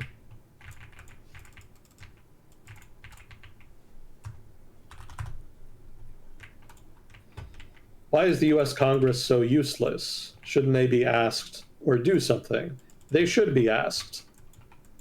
I don't know that there's really a law to that effect per se, but there has long been a norm in the United States and its political culture that a sitting president should consult Congress when taking dramatic big actions. That norm has been weakened over time as the imperial presidency, as it's called, has kind of emerged over the past 40 to 50 years. But it is still an important norm that should be respected. And when presidents don't respect it, they should be called out for doing so, however little that means at this point. As far as whether or not Congress should do something, it is doing something. It's supporting the president. Keep in mind, most of the representatives in the Senate and the House are Republican, and partly won office because they backed Trump. And so, because the people love Trump and because they were elected as pro Trump Republicans, most of them are going to do what they were voted to do, which is to support the president. That's where we are. That's how the sausage gets made. You may not like it, but it's how the system works. There are some anti Trump or skeptical Trump or Trump skeptic Republicans. Obviously, the Democrats are dead set opposed. Those elements have been pushing to do something. They've been asking questions, trying to ask for more information, criticizing the government. But because the government is in Congress and in the executive entirely controlled by, again, pro-Trump Republicans, you're not going to see major pushback here. And that is technically as it should be. If you don't want a pro-Trump government, don't vote for them. Because that's what we have. And they are basically doing what they were elected to do. I would argue that it is in their interest and within the broader national interest to be more skeptical towards the executive, even if the executive is controlled by the same party. I think that is Congress's role in the political system, and that they have a duty to kind of observe that role, even when somebody they like is president. But I have very low expectations that they're going to fulfill that role. In general, Congress has always been pretty reluctant to do that, to fulfill that role, when somebody of the same party has been in the executive, has been president. But they've been even less likely to do it now with Trump in power. Not just because they agree with him, but also because Trump himself has used coercive methods to intimidate them into doing so. That itself is a major breach of norms, but that's a whole other conversation. But yeah, Congress being inactive here is a problem, but it's a problem in an abstract norm sense. It's not a problem in terms of the function of Congress, which is to reflect the popular will. And as much as people will not like hearing it, a good chunk of the public does still like and support Trump. And their interests, having been operationalized in the last election, will continue to be voiced and acted upon in government accordingly. So yes, Congress should do something. It should be skeptical, and it should hold Trump to account for breaking the law and breaching norms. But at the same time, you have to calibrate your expectations of what Congress is going to do based off of the composition of Congress, which is right now largely pro-Trump. Democracy works. It can be very, very ugly, but it does work. Doesn't always work in the way that you want it to as an individual. Yeah. Let's see. Given Venezuela in the news, have you considered going out for arepas, or I cannot pronounce these words, arepas chicharrones? I don't think we have any of those in Dallas. Arepas chicharrones. I don't know what that other I will word defer is. to you on that. Yeah, they're types of food, I think, but I don't remember exactly. Oh, what yeah. they are. Yeah, those are Venezuelan dishes. I've heard them referenced before, but I don't remember exactly what they are. And regardless, I don't think there's any in Dallas. There must be some in Dallas. There's got to be, but I don't know where they are. I would have to look it up. I guess this could be an opportunity to try. Mm-hmm. But if I have to drive more than 10 miles for it, it's not happening. And I probably would. Oak Cliff is not known for its culinary diversity. We're pretty far from that here. Good Tex-Mex, though. Oh, yeah, definitely. But I don't know about, like, exotic fare, like, say, Venezuelan cuisine. What are we expecting in reality from the Epstein conflict, and can we expect the consequences from that to allow real, meaningful change in the United States? People are never going to give this up. Mm-hmm. What are we expecting in reality from the Epstein conflict? Nothing. Can we expect the consequences from that to allow real, meaningful change in the United States? No. There you go. That's the short and brutal of it. Like, it's not going. There's not going to be accountability here. Prince Andrew maybe is your best case scenario, because Prince Andrew somehow managed to get into the bad graces of the royal family. And so he has faced some consequences, but that's probably going to be it. And people who ask this are almost, I'm sure, thinking about Trump. That's definitely not going to happen. You could prove that he was explicitly involved in the abuse that was happening, and there would be no substantive consequences. I'm firmly convinced of that.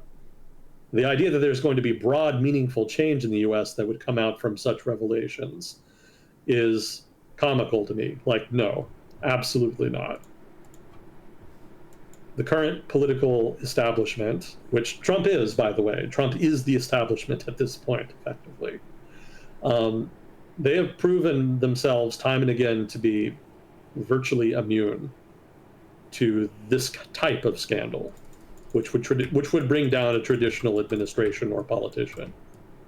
You know, the populist support for Trump as an individual is too strong for this to move the needle. So the whole Epstein investigation is worth investigating in order to get some kind of justice for the victims, even if that justice is just the truth coming to light.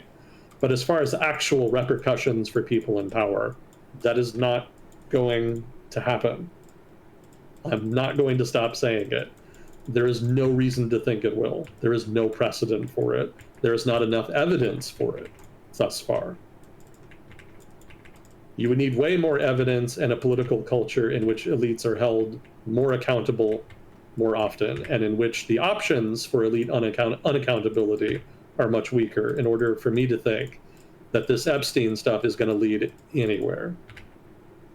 Well, to me, it seems like the people who a lot of the followers of this drama are hoping will face justice are over the limit of being punished by the legal system for some reason, either because they're very well politically connected or they're just too rich. So you can potentially defame their name somewhat, but it doesn't really upend their power because they can usually pay their way out. Beyond accountability for power, these people also think that there's going to be some kind of political awakening if the allegations come to light in a way that is particularly damning for the power elite, if not Trump in particular.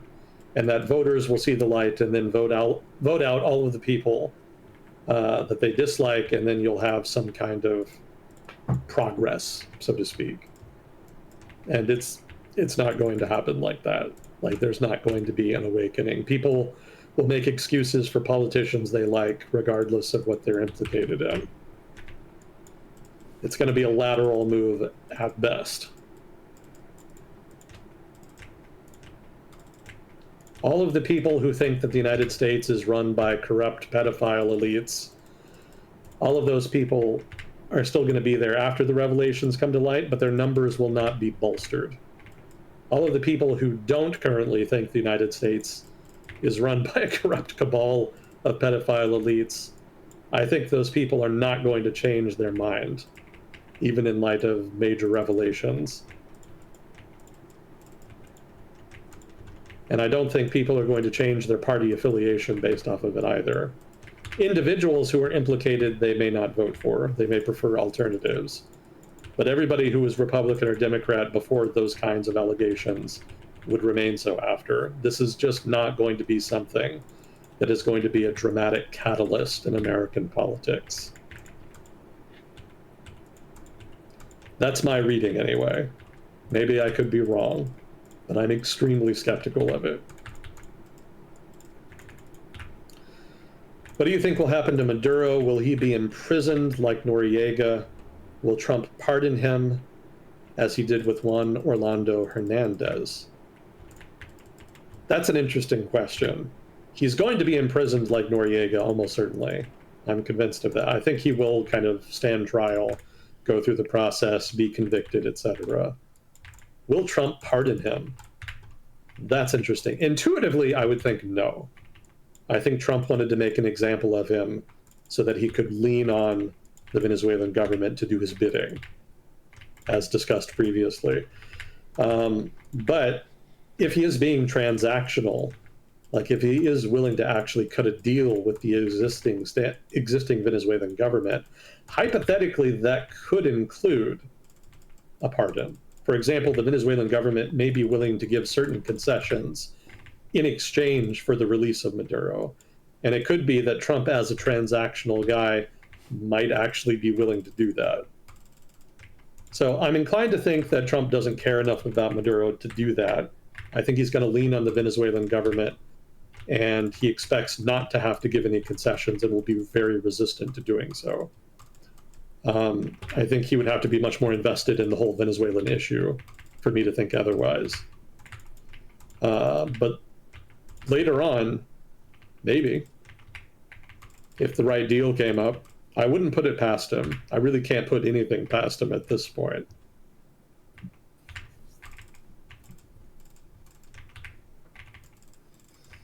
Thoughts on Jack Smith's congressional testimony, which was recently released. Smith testified that the DOJ had proof, quote, beyond a reasonable doubt, end quote, that Trump, quote, criminally, end quote, conspired to overturn the 2020 presidential election. He also said that Trump willfully retained highly classified documents, end quote. Doesn't matter. There was an opportunity to investigate and convict him for all of that during the Biden years. It didn't happen. The opportunity has passed. Doesn't matter anymore. He has effectively been given immunity to that at this point. I don't doubt that he wanted to overturn the 2020 presidential election. The Folsom County stuff in Georgia, I think, is probably the most damning evidence that I'm aware of. But they just couldn't or wouldn't move forward with it fast enough for that to really be meaningful. And we've talked before that there is actually some logic in forbearing on investigations like that in former presidents. So I don't entirely blame them. I don't entirely blame investigators, attorneys general, and the Biden administration for being reluctant to really push that case. As much as it should have been pushed from an abstract institutional perspective, strategically speaking, and really, I guess, also institutionally speaking, to be fair, there was and is an argument to be made that that was the right choice. But regardless of the rightness or wrongness of it, and whatever other criminal stuff he was getting up to, it's a moot point now. So Democrats can come out and use that as ammunition to try to undermine his support. They can try to use it to criticize the Republican Party for undue fealty to what the Democrats will call a criminal administration. But that's all it's going to be. It's just going to be rhetoric. He's not going to go to jail. He's not going to get impeached. None of that is going to happen. He's just got too much support, both institutionally in the Republican Party and amongst common voters, for there to be enough support to substantively hold him to account. People who think otherwise are dreaming, in my opinion.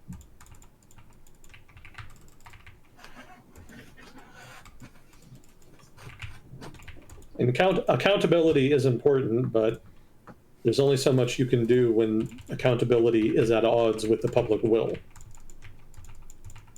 Ideally, the citizenry of a republic will be high-minded enough to recognize that upholding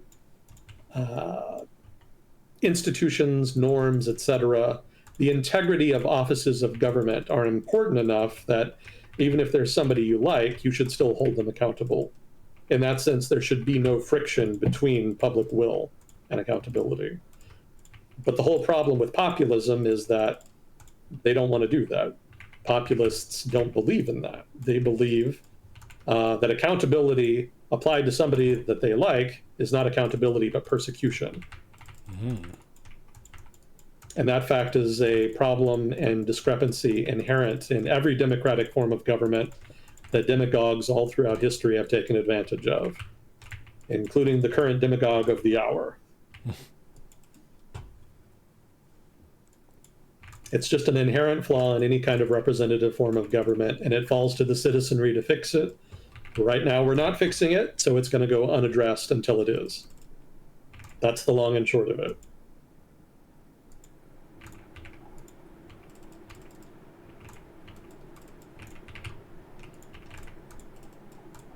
Have I really been talking about this for 3 hours? An hour and 45 minutes. An hour 45. When did we start? I thought we started at 10:30. Uh, No, you're right. It would be 1:30, 3 hour mark. 2 hours then. yes, sir. Well, that's all we had for questions. Was there anything you wanted to get to as far as Venezuela or something else? I guess my question would be, what else happened in the world? Because the Venezuela stuff took up everyone's attention. Yeah, it kind of crowded out the other news items. There actually was some stuff that happened. So I'll kind of run through it here. But mass protests in Iran.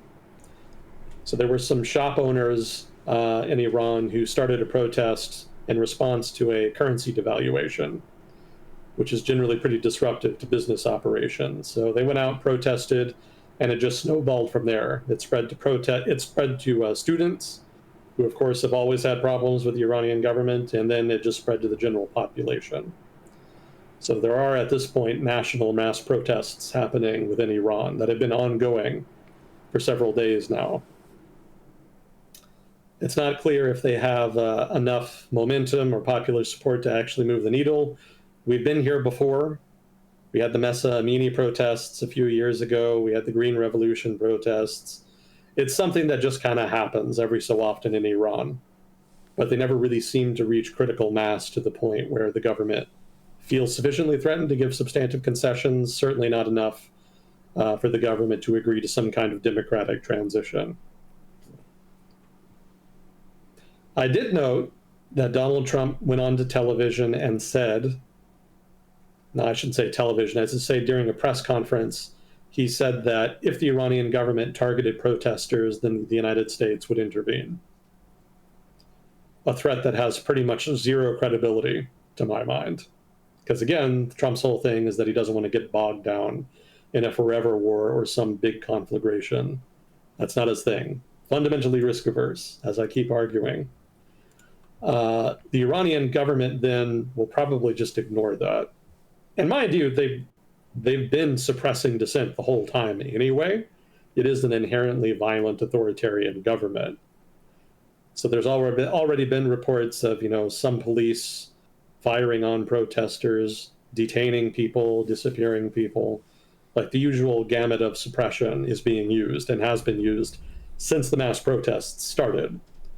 So for Trump to kind of casually throw out a threat to do something if they start attacking protesters, when they've obviously already started attacking protesters, that's clear cheap talk on the part of the president, for which he is known. No surprises. So I fully expect Tehran to just blow him off. And the actions in Venezuela will not change that. Correct. Because Iran has a better ability to defend itself? Or it's further from us? Or both? There's not any one guy you can remove in Iran that's going to crush the regime. I mean, there's really nothing stopping the United States from doing this anywhere. Like, realistically speaking, Washington could do that.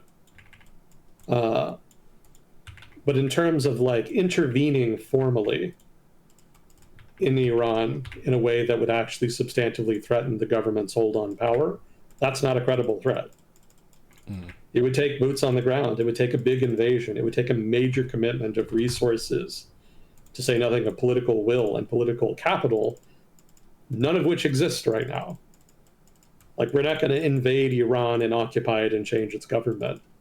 And you would basically have to do that in order to credibly threaten the Iranian government. You can credibly threaten to kidnap leaders or kill them, assassinate them. You can blow up their nuclear program. That stuff you can do, and you can get some concessions out of them doing that. But a change in government, like getting the government to stop suppressing dissent when it feels like it needs to do that, because it does see dissent as an existential threat to itself, that's the kind of thing they're not going to negotiate on.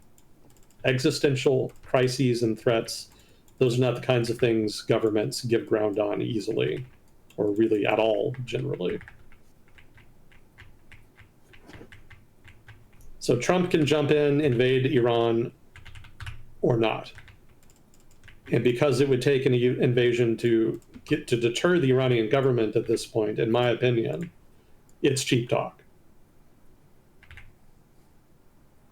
Because Washington is just not going to do that. It's not even going to do it in Venezuela. I could be wrong about Venezuela.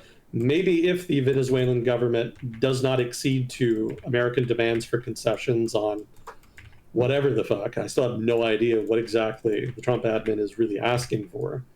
But hypothetically, if the Venezuelan government does not accede to those demands, maybe there is a plan in place for a follow-up. Trump did mention, further airstrikes of some kind if the Venezuelan government didn't play ball. But unless the things the U.S. is asking for are relatively mild, like Caracas is not going to give ground. They'll just blow them off, and if they have to suffer some airstrikes and some dead leaders, that's fine. They can handle that. Mild concessions are fine, but an existential concession is not. It works the same with every country. So Iran is not going to give up, basically, stop suppressing dissent in a way that could result in a revolution just because the American government is going to toss around some threats. The cost benefit just doesn't check out for that.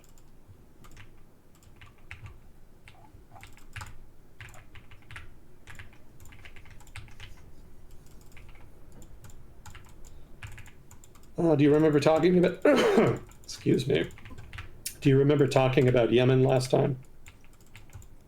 A bit, yes. Yeah, so the Southern Transitional Council, basically the Southern separatists, launched an offensive, took a bunch of territory from the official UN-recognized government.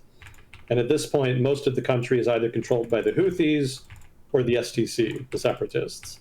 The actual UN-recognized government at this point does not control much territory. So, like I said last time, that's a problem because the Saudis are backing the official government and the Emiratis are backing the separatists. And the separatists just made a bold move. The Saudis had kind of taken a back seat, but just recently they actually did launch some airstrikes on targets in separatist territory, and then demanded that the Emiratis withdraw all its forces from Yemen. So the government has retaken some ground in the wake of that, and the Emiratis, interestingly, actually agreed to the Saudi demand that they withdraw all of their forces, and apparently are in the process of doing so. But what I've noted is that even in the face of that, the separatists still control most of southern Yemen at this point, and they don't seem to be giving back significant amounts of it. So unless the Saudis want to significantly ramp up pressure on the separatists, I'm not sure how the Saudis are going to kind of recover their lost influence here. Because the separatists kind of have the high cards now, and even if the Emiratis leave, the STC still has the territory, and I don't know that the government, even with Saudi airstrikes, is going to be able to take it back. That may be why the Emiratis were willing to agree to withdraw. They may figure that even if Emirati advisors and other agents are not on the ground, then the government and its Saudi backers will not be able to recover that lost ground anyway. So the shift in the balance of power in Yemen may well be permanent. And the Emirati withdrawals suggest to me that that is the case. I see that as evidence of that. I could be wrong, but that's just my early impression. So the Saudis, in that sense, if I'm right, may just be engaging in some face-saving operations. In other words, the operations and the entreaties that minor bits of territory be transferred back to the official government, that may just be about saving face in the face of a humiliation. Like, the Emiratis are the smaller power in the region, but they've kind of been bullying the Saudis a little bit in Yemen, to be frank. And it doesn't look good for Riyadh. But I don't know that Riyadh really wants to get more involved in Yemen than it already is, and it may not really see recovery of that territory as being entirely feasible, given the limited resources of the official government, the official UN-recognized government. So I'm interested to see where this goes. This is an evolving story. But right now, it kind of feels like the separatists have the upper hand and are keeping it for the moment. And I would willingly concede that could be a total misread on my part. It could be that the Emiratis having to withdraw their forces is a big defeat for them and their influence in the state, and that maybe the Saudis and their allies in Yemen are planning something bigger over the next month or two that we'll see play out later and see the government kind of restore its legitimacy and hold on power in southern Yemen. We'll see. But I'm not betting on that outcome. The Saudi operation in Yemen has not been especially well run, so I'm not especially confident about their ability to manage stuff like this.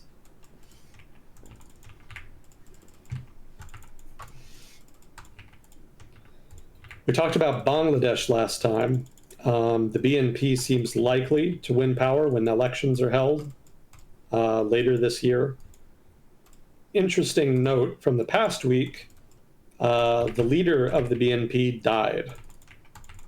Just of old age. It was nothing untoward, but I did think it was notable that when Khaled Zia, her name, I was struggling to remember it last time, when she was on the cusp of finally returning to power after more than 10 years basically being locked out by her rival, the Awami League, and more specifically, what's her name, Sheikh Hasina, she just kind of dies, just passes away just before her moment back in the sun. Oh, no. Probably for the best for Bangladesh. She was basically just as corrupt and self-interested as Sheikh Hasina. But I did think maybe it would have an impact on the BNP's prospects. That may be the most substantive outcome of this. I did read that the impact may actually be pretty mild, though, because apparently everybody kind of saw that she was getting old, and the party, and also, you know, she herself was prepping succession. So her son basically was prepared to become, and when I say prepared, I mean he was groomed. Her son was groomed to become the head of the BNP in her wake, and now that she's died, he's basically just become the head of the party now. He was already kind of operationally the head. He'd taken on a lot of responsibilities, but now he's officially the head of the party. I don't remember his name, unfortunately, but I think it is going to be something Zia.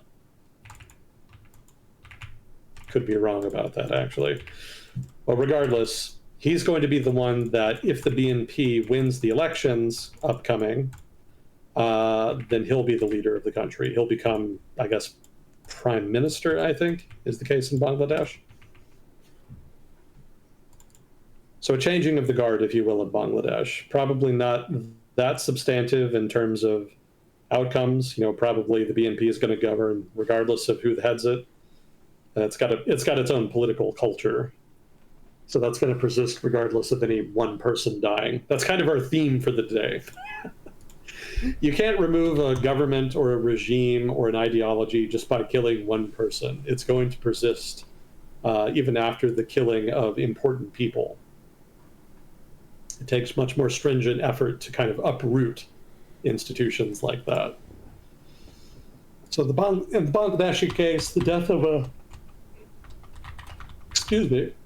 of Zia is not going to augur like some kind of major reform of the BNP or Bangladeshi politics. It's going to be pretty much a lateral move.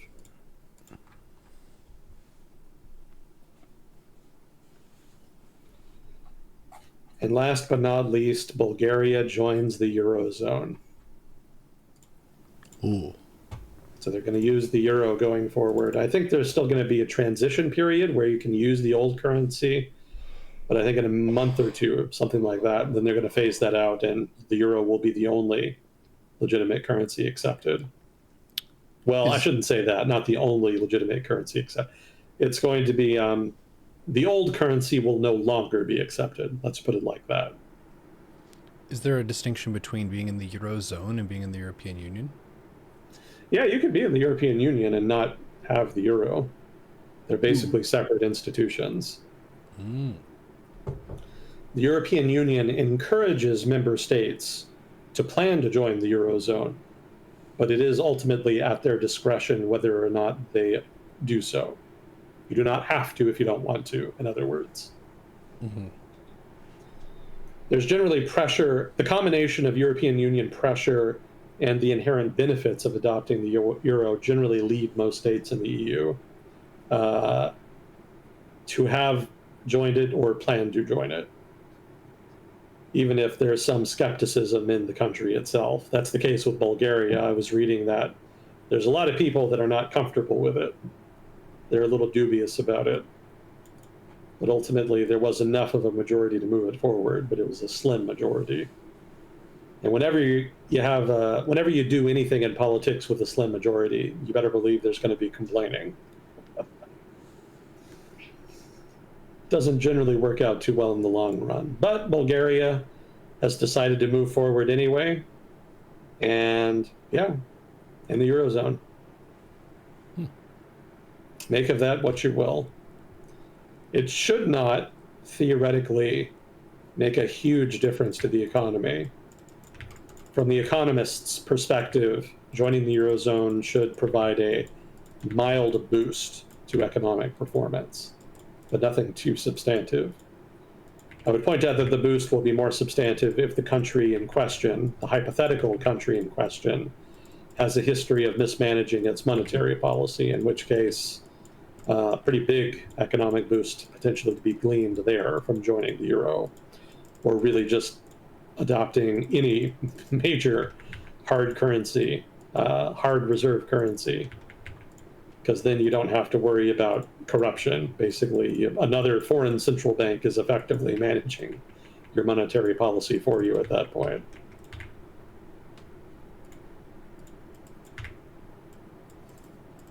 What is the Bulgarian economy based on?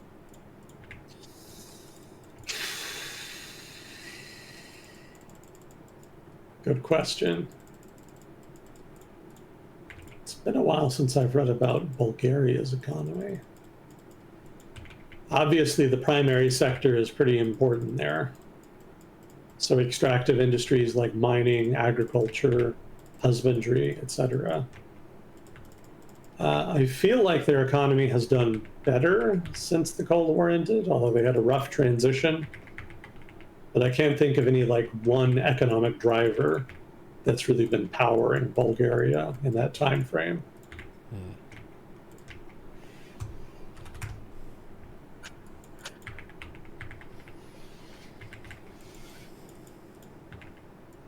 I would point out that Bulgaria is one of those countries in southeastern Europe that is depopulating.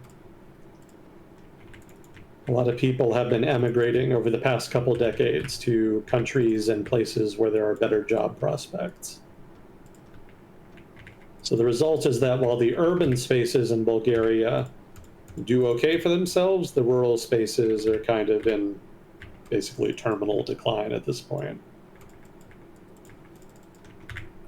You can see some real end of civilization shit out in some of the rural parts of the Balkans. Not just because of war, but more specifically, just because of general demographic decline. Just people moving out, nobody new moving in.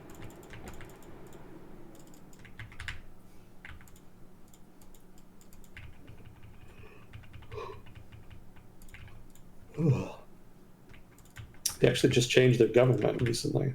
I think we talked about that. They had the mass protests in opposition to the austerity budget that the government was trying to pass. So then the government resigned, and now they're going to have new elections.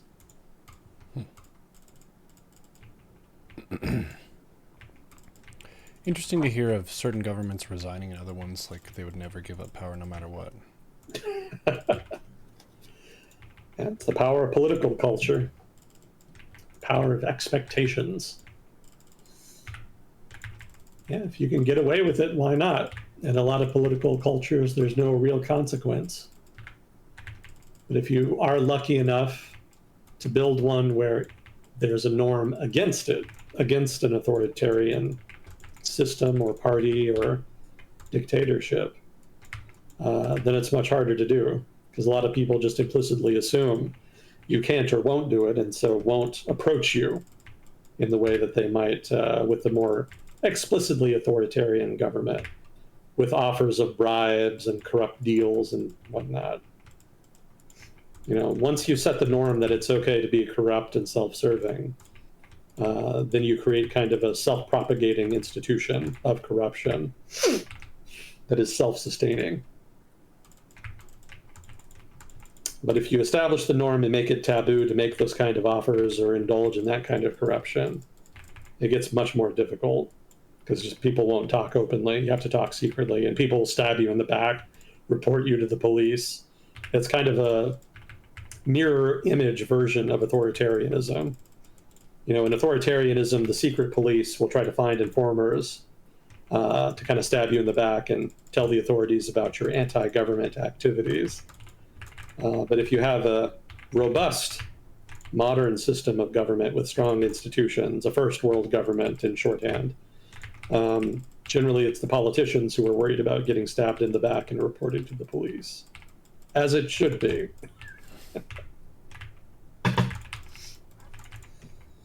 It's an ideal state of affairs, but it's hard to build a political culture where that's a naturally occurring phenomenon.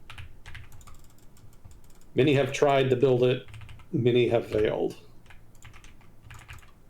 It just takes time and the right conditions.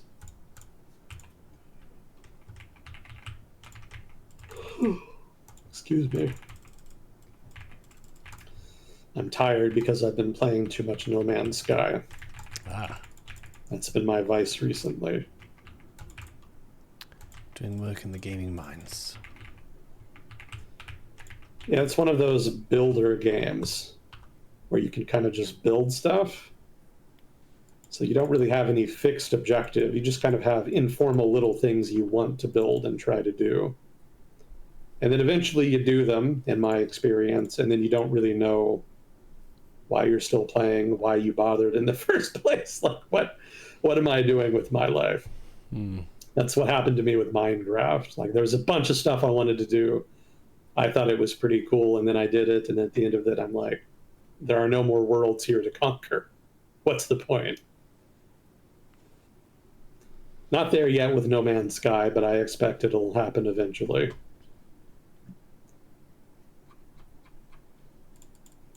See, Whiskey asks, for Agent Smith, when are you going to stream video games on Twitch?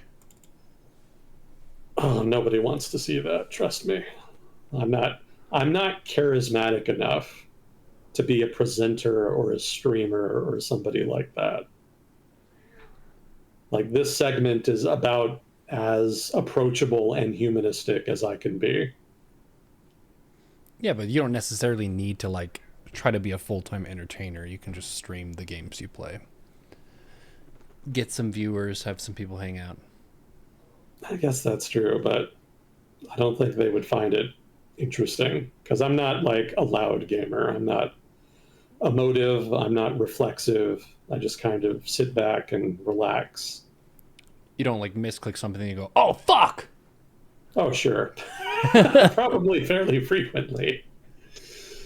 But, it's not that big a deal. Like, I just do that and then move on. I'm a pretty laid-back gamer in the grand scheme of things. If anything, streaming would take away from that. Because then I'd be thinking about people watching instead of the game. I prefer to get immersed if I can. But I don't know. I guess some people have personalities where they can get more immersed in a game if they're doing it socially with people watching or streaming or what have you. But I've always been more insular. I prefer my own gaming experience. Exploring worlds, traversing a story, that kind of thing. I generally prefer to do it on my own, I guess. That's generally been my experience. People backseat driving you while gaming, that's never appealed to me. And that's generally my experience of what happens. Doesn't happen much, mind you. Oh, you can confirm. Backseating is real, and it can and will approach you all the time. I'm not surprised. Anything you can think of doing, there's someone in the chat who knows a better way of doing that. Oh, I'm sure. Which sometimes the information will bear fruit, and it is useful to know. But a lot of the time, Guess it depends on your expertise level. Because if you're brand new to something and you stream it, people who have played it for like 40 hours, they have stuff to help you with. So there's legit potential for help there. But it does also remove a bit of the mystery of figuring out yourself, which some people like that process of playing a game. Yeah, and because I like stories, I'm always concerned about spoilers too. Mm-hmm. The internet is not very good at avoiding spoilers, even when it wants to. I would like to see you play the Civilization games.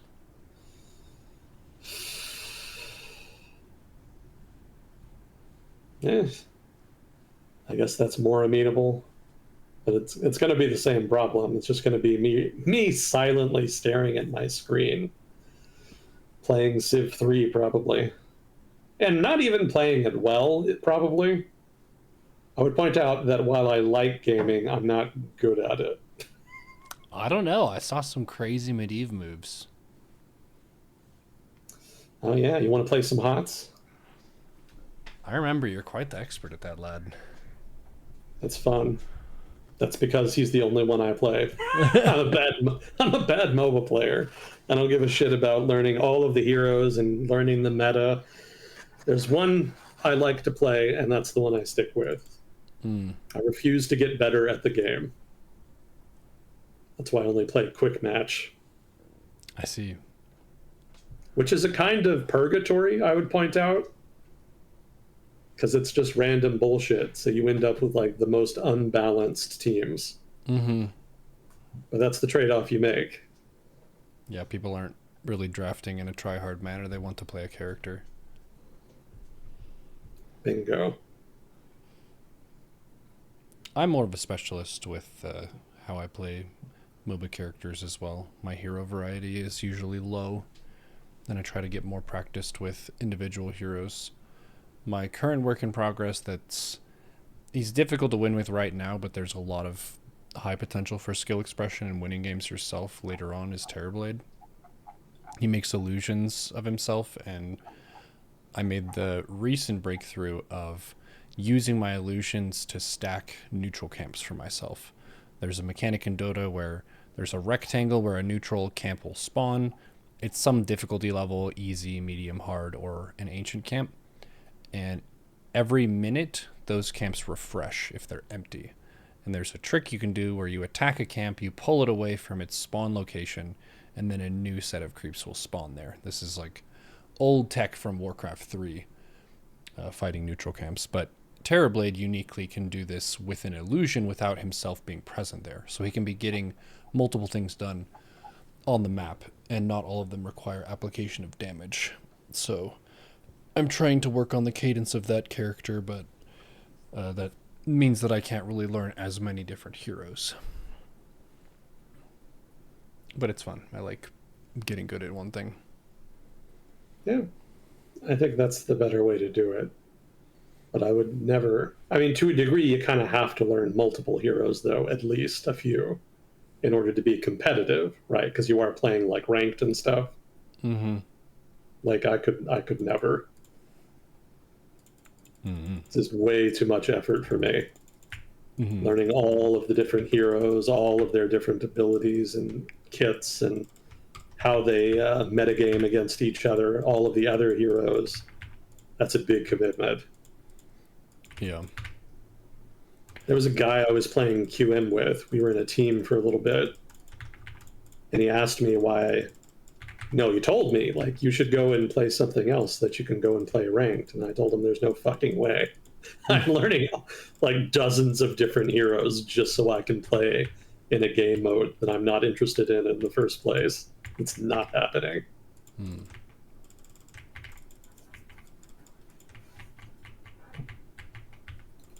The game is very deep, it's true.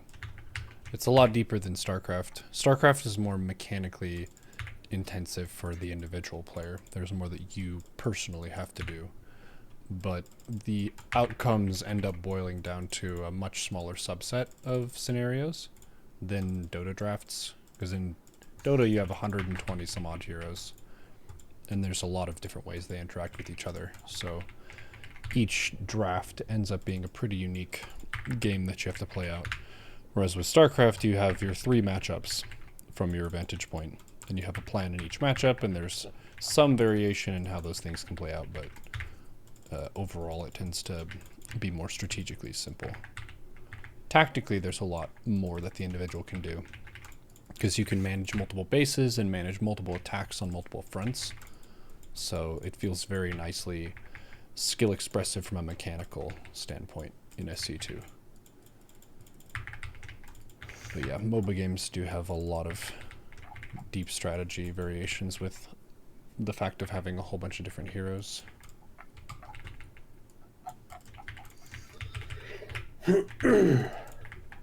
Yeah, backseating is what taught me that illusion stacking trick. It's true. They gave me the advice in a rather rude manner to start. They said that you're never going to improve playing the way you are. And I was like, whoa, hey, that's kind of hostile. What do you mean? And it took them a few more pokes and prods from me for them to give me specific things that I could add to my play that were actionable, rather than just kind of saying that you're doing it wrong.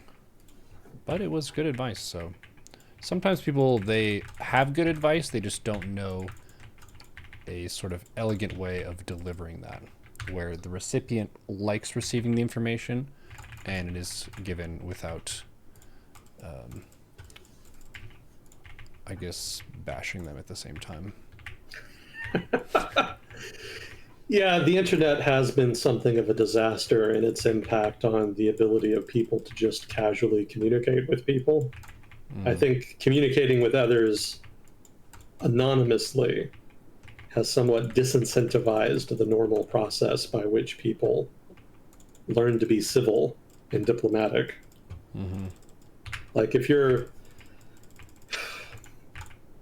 I'll be diplomatic, if you have low emotional intelligence, there's no reason for you to try to mask that if you're anonymous on the internet. In previous era, in the pre-internet era, you did have an incentive, because people would turn on you if you were just dicks to them casually for no reason. But on the internet, you can kind of let your personality blossom. And so you don't really get as much of that negative feedback that discourages that. And so people don't really learn, and they just keep doing it.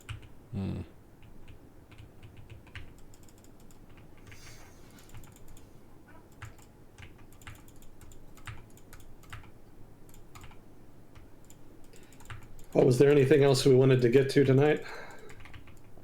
I think that was the majority of at least what I had heard of. I told some friends and family about our Godzilla episode and how if you want to learn about a certain decade in Japan, you can always watch the Godzilla movie and then make some inferences about what the stance of the people must have been at that time. So that was cool. Well, what did they think of that? Well, they thought that it made sense, and my dad confirmed, because my mom was like, really? There are that many Godzilla movies? And my dad was like, oh yeah, there are tons of Godzilla movies. That's been a thing going for a while. Because you've got all the different matchups. A lot of them are Godzilla versus some other creature. So yes, the origin Godzilla movie is a concept that can be done and redone, but you have all of his different matchups of stuff that he could fight.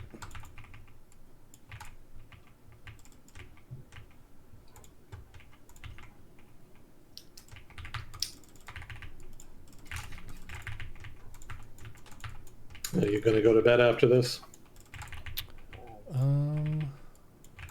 We'll see. I still have some energy. I started pretty late today. Yesterday I did lumber work. We had a bunch of trees that fell as a result of some really high winds. So we're basically going through the process of converting all of those into firewood. And it's a year-long process to let the wood dry out naturally. When the tree is alive, it's holding a lot of moisture, and that means that when you burn it in like a wood stove, it ends up smoking a whole bunch and not burning very well and generating very much heat. But if you let the wood sit for, say, a year or so, it ends up getting a lot more dry and burns a lot better. So got to do that. You're basically using a chainsaw to break it into smaller chunks, and then once you've done that, you put it into a wood splitter, which old-fashioned method would have been you chop it in half with an axe or into quarters so it fits in whatever burning implement that you have. So that was maybe so far it's been like 10 hours of work for me. Dad's been helping too, so yeah, Sounds exhausting. yeah, it's pretty tiring, but you feel very accomplished after, and because we lost power for so long, it makes you feel safe to have that. It's like, okay, now the next time that we lose power, we at least have firewood for now technically a full fucking winter, which is cool, because we had 7 trees fall, and each one gives a lot of wood.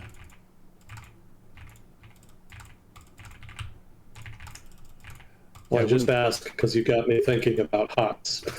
Yeah, how about we play it like 2 or 3 matches after? Is that acceptable? Yeah. All right. Haven't played in a while. It's okay, me neither. And it's not ranked, so people won't be upsetty spaghetti. Oh, wait. People will always be upset regardless of context or circumstances. They still It's will. the internet. Well, in that case, is there anything else you wanted to get to as far as world discussion, world affair? I don't really have any other big ticket items. I don't think so. You now know that you have interest in people watching you game when you stream. And I would support that in the sense that you don't have to think about building it into a business per se. If you're ever bored or you want to like have people ask you questions as you play, that would be a chill method of spending your time. But you're right, that does add elements that can be distracting from the immersion in the game. You can also ban people who spoiler stuff for you too, so that's pretty fun. I like banning people. That's one of the best things about streaming.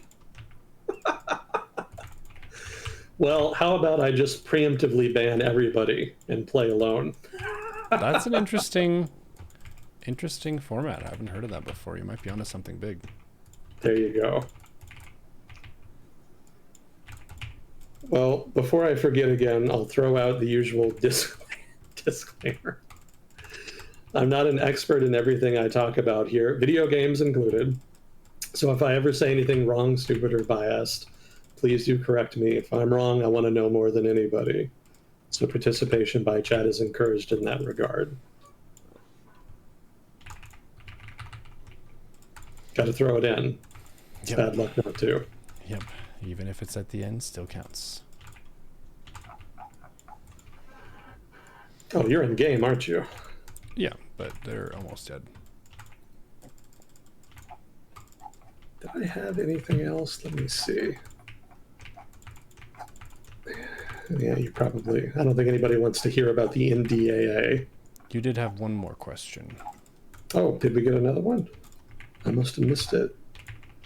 Update on goings-on in Haiti? Not much. Last thing I remember was, what was his name? It was the guy that founded Blackwater, the mercenary group, or the private military contractor, or whatever you're supposed to call them. Damn, his name really slipped my mind. Eric Prince, that's what it was. So Eric Prince and presumably one of his mercenary outfits got paid to go into Haiti. I don't remember by who, but supposedly they were going to improve the security situation. I never heard an update to that. So that so they either deployed and just haven't had much of an impact, or maybe they never went in the first place. I would think if they did go and had an impact, it would have made the news at least once, but as is, I haven't heard anything. But beyond that, as far as I know, the general state of chaos where the capital, if not most of the country, are de facto partitioned into different gang-controlled enclaves, is still an accurate description of the country's state of affairs.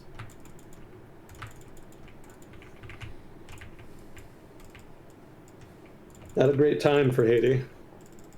And that's saying something because they've had some bad ones.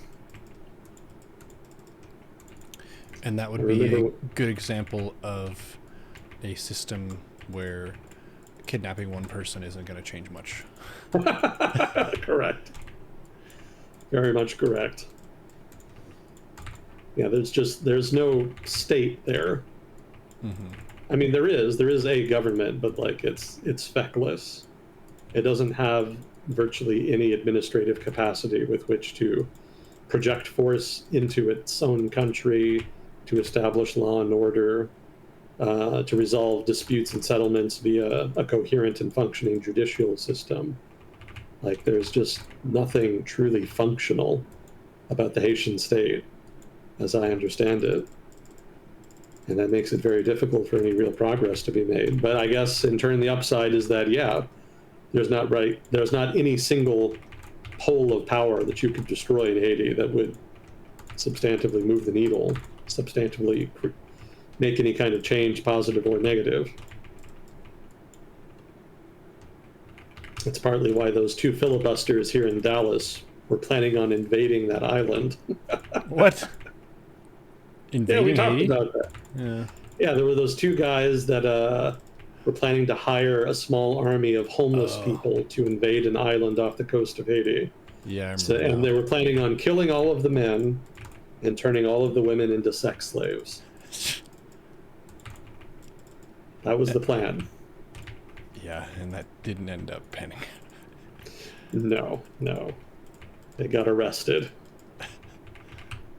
So it goes. Wild to me that anybody would even think of it. Yeah, people think of some pretty weird shit. Yeah, that's true, but generally they don't get arrested for it either. I can think of some weird shit, but I'm not going to go and do it. Mm-hmm. I'm not going to find a buddy and then join, what was it, the Air Force, so that I can get training so I can take over a small island.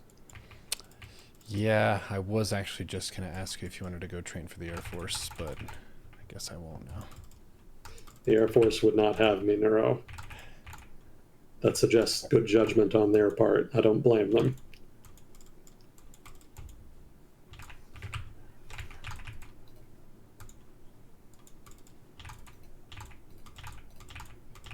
Who will I play in HOTS? I was playing a bunch of the... what's her name? It's not Marana. It's the hecking... Oh, Tyrande. Close.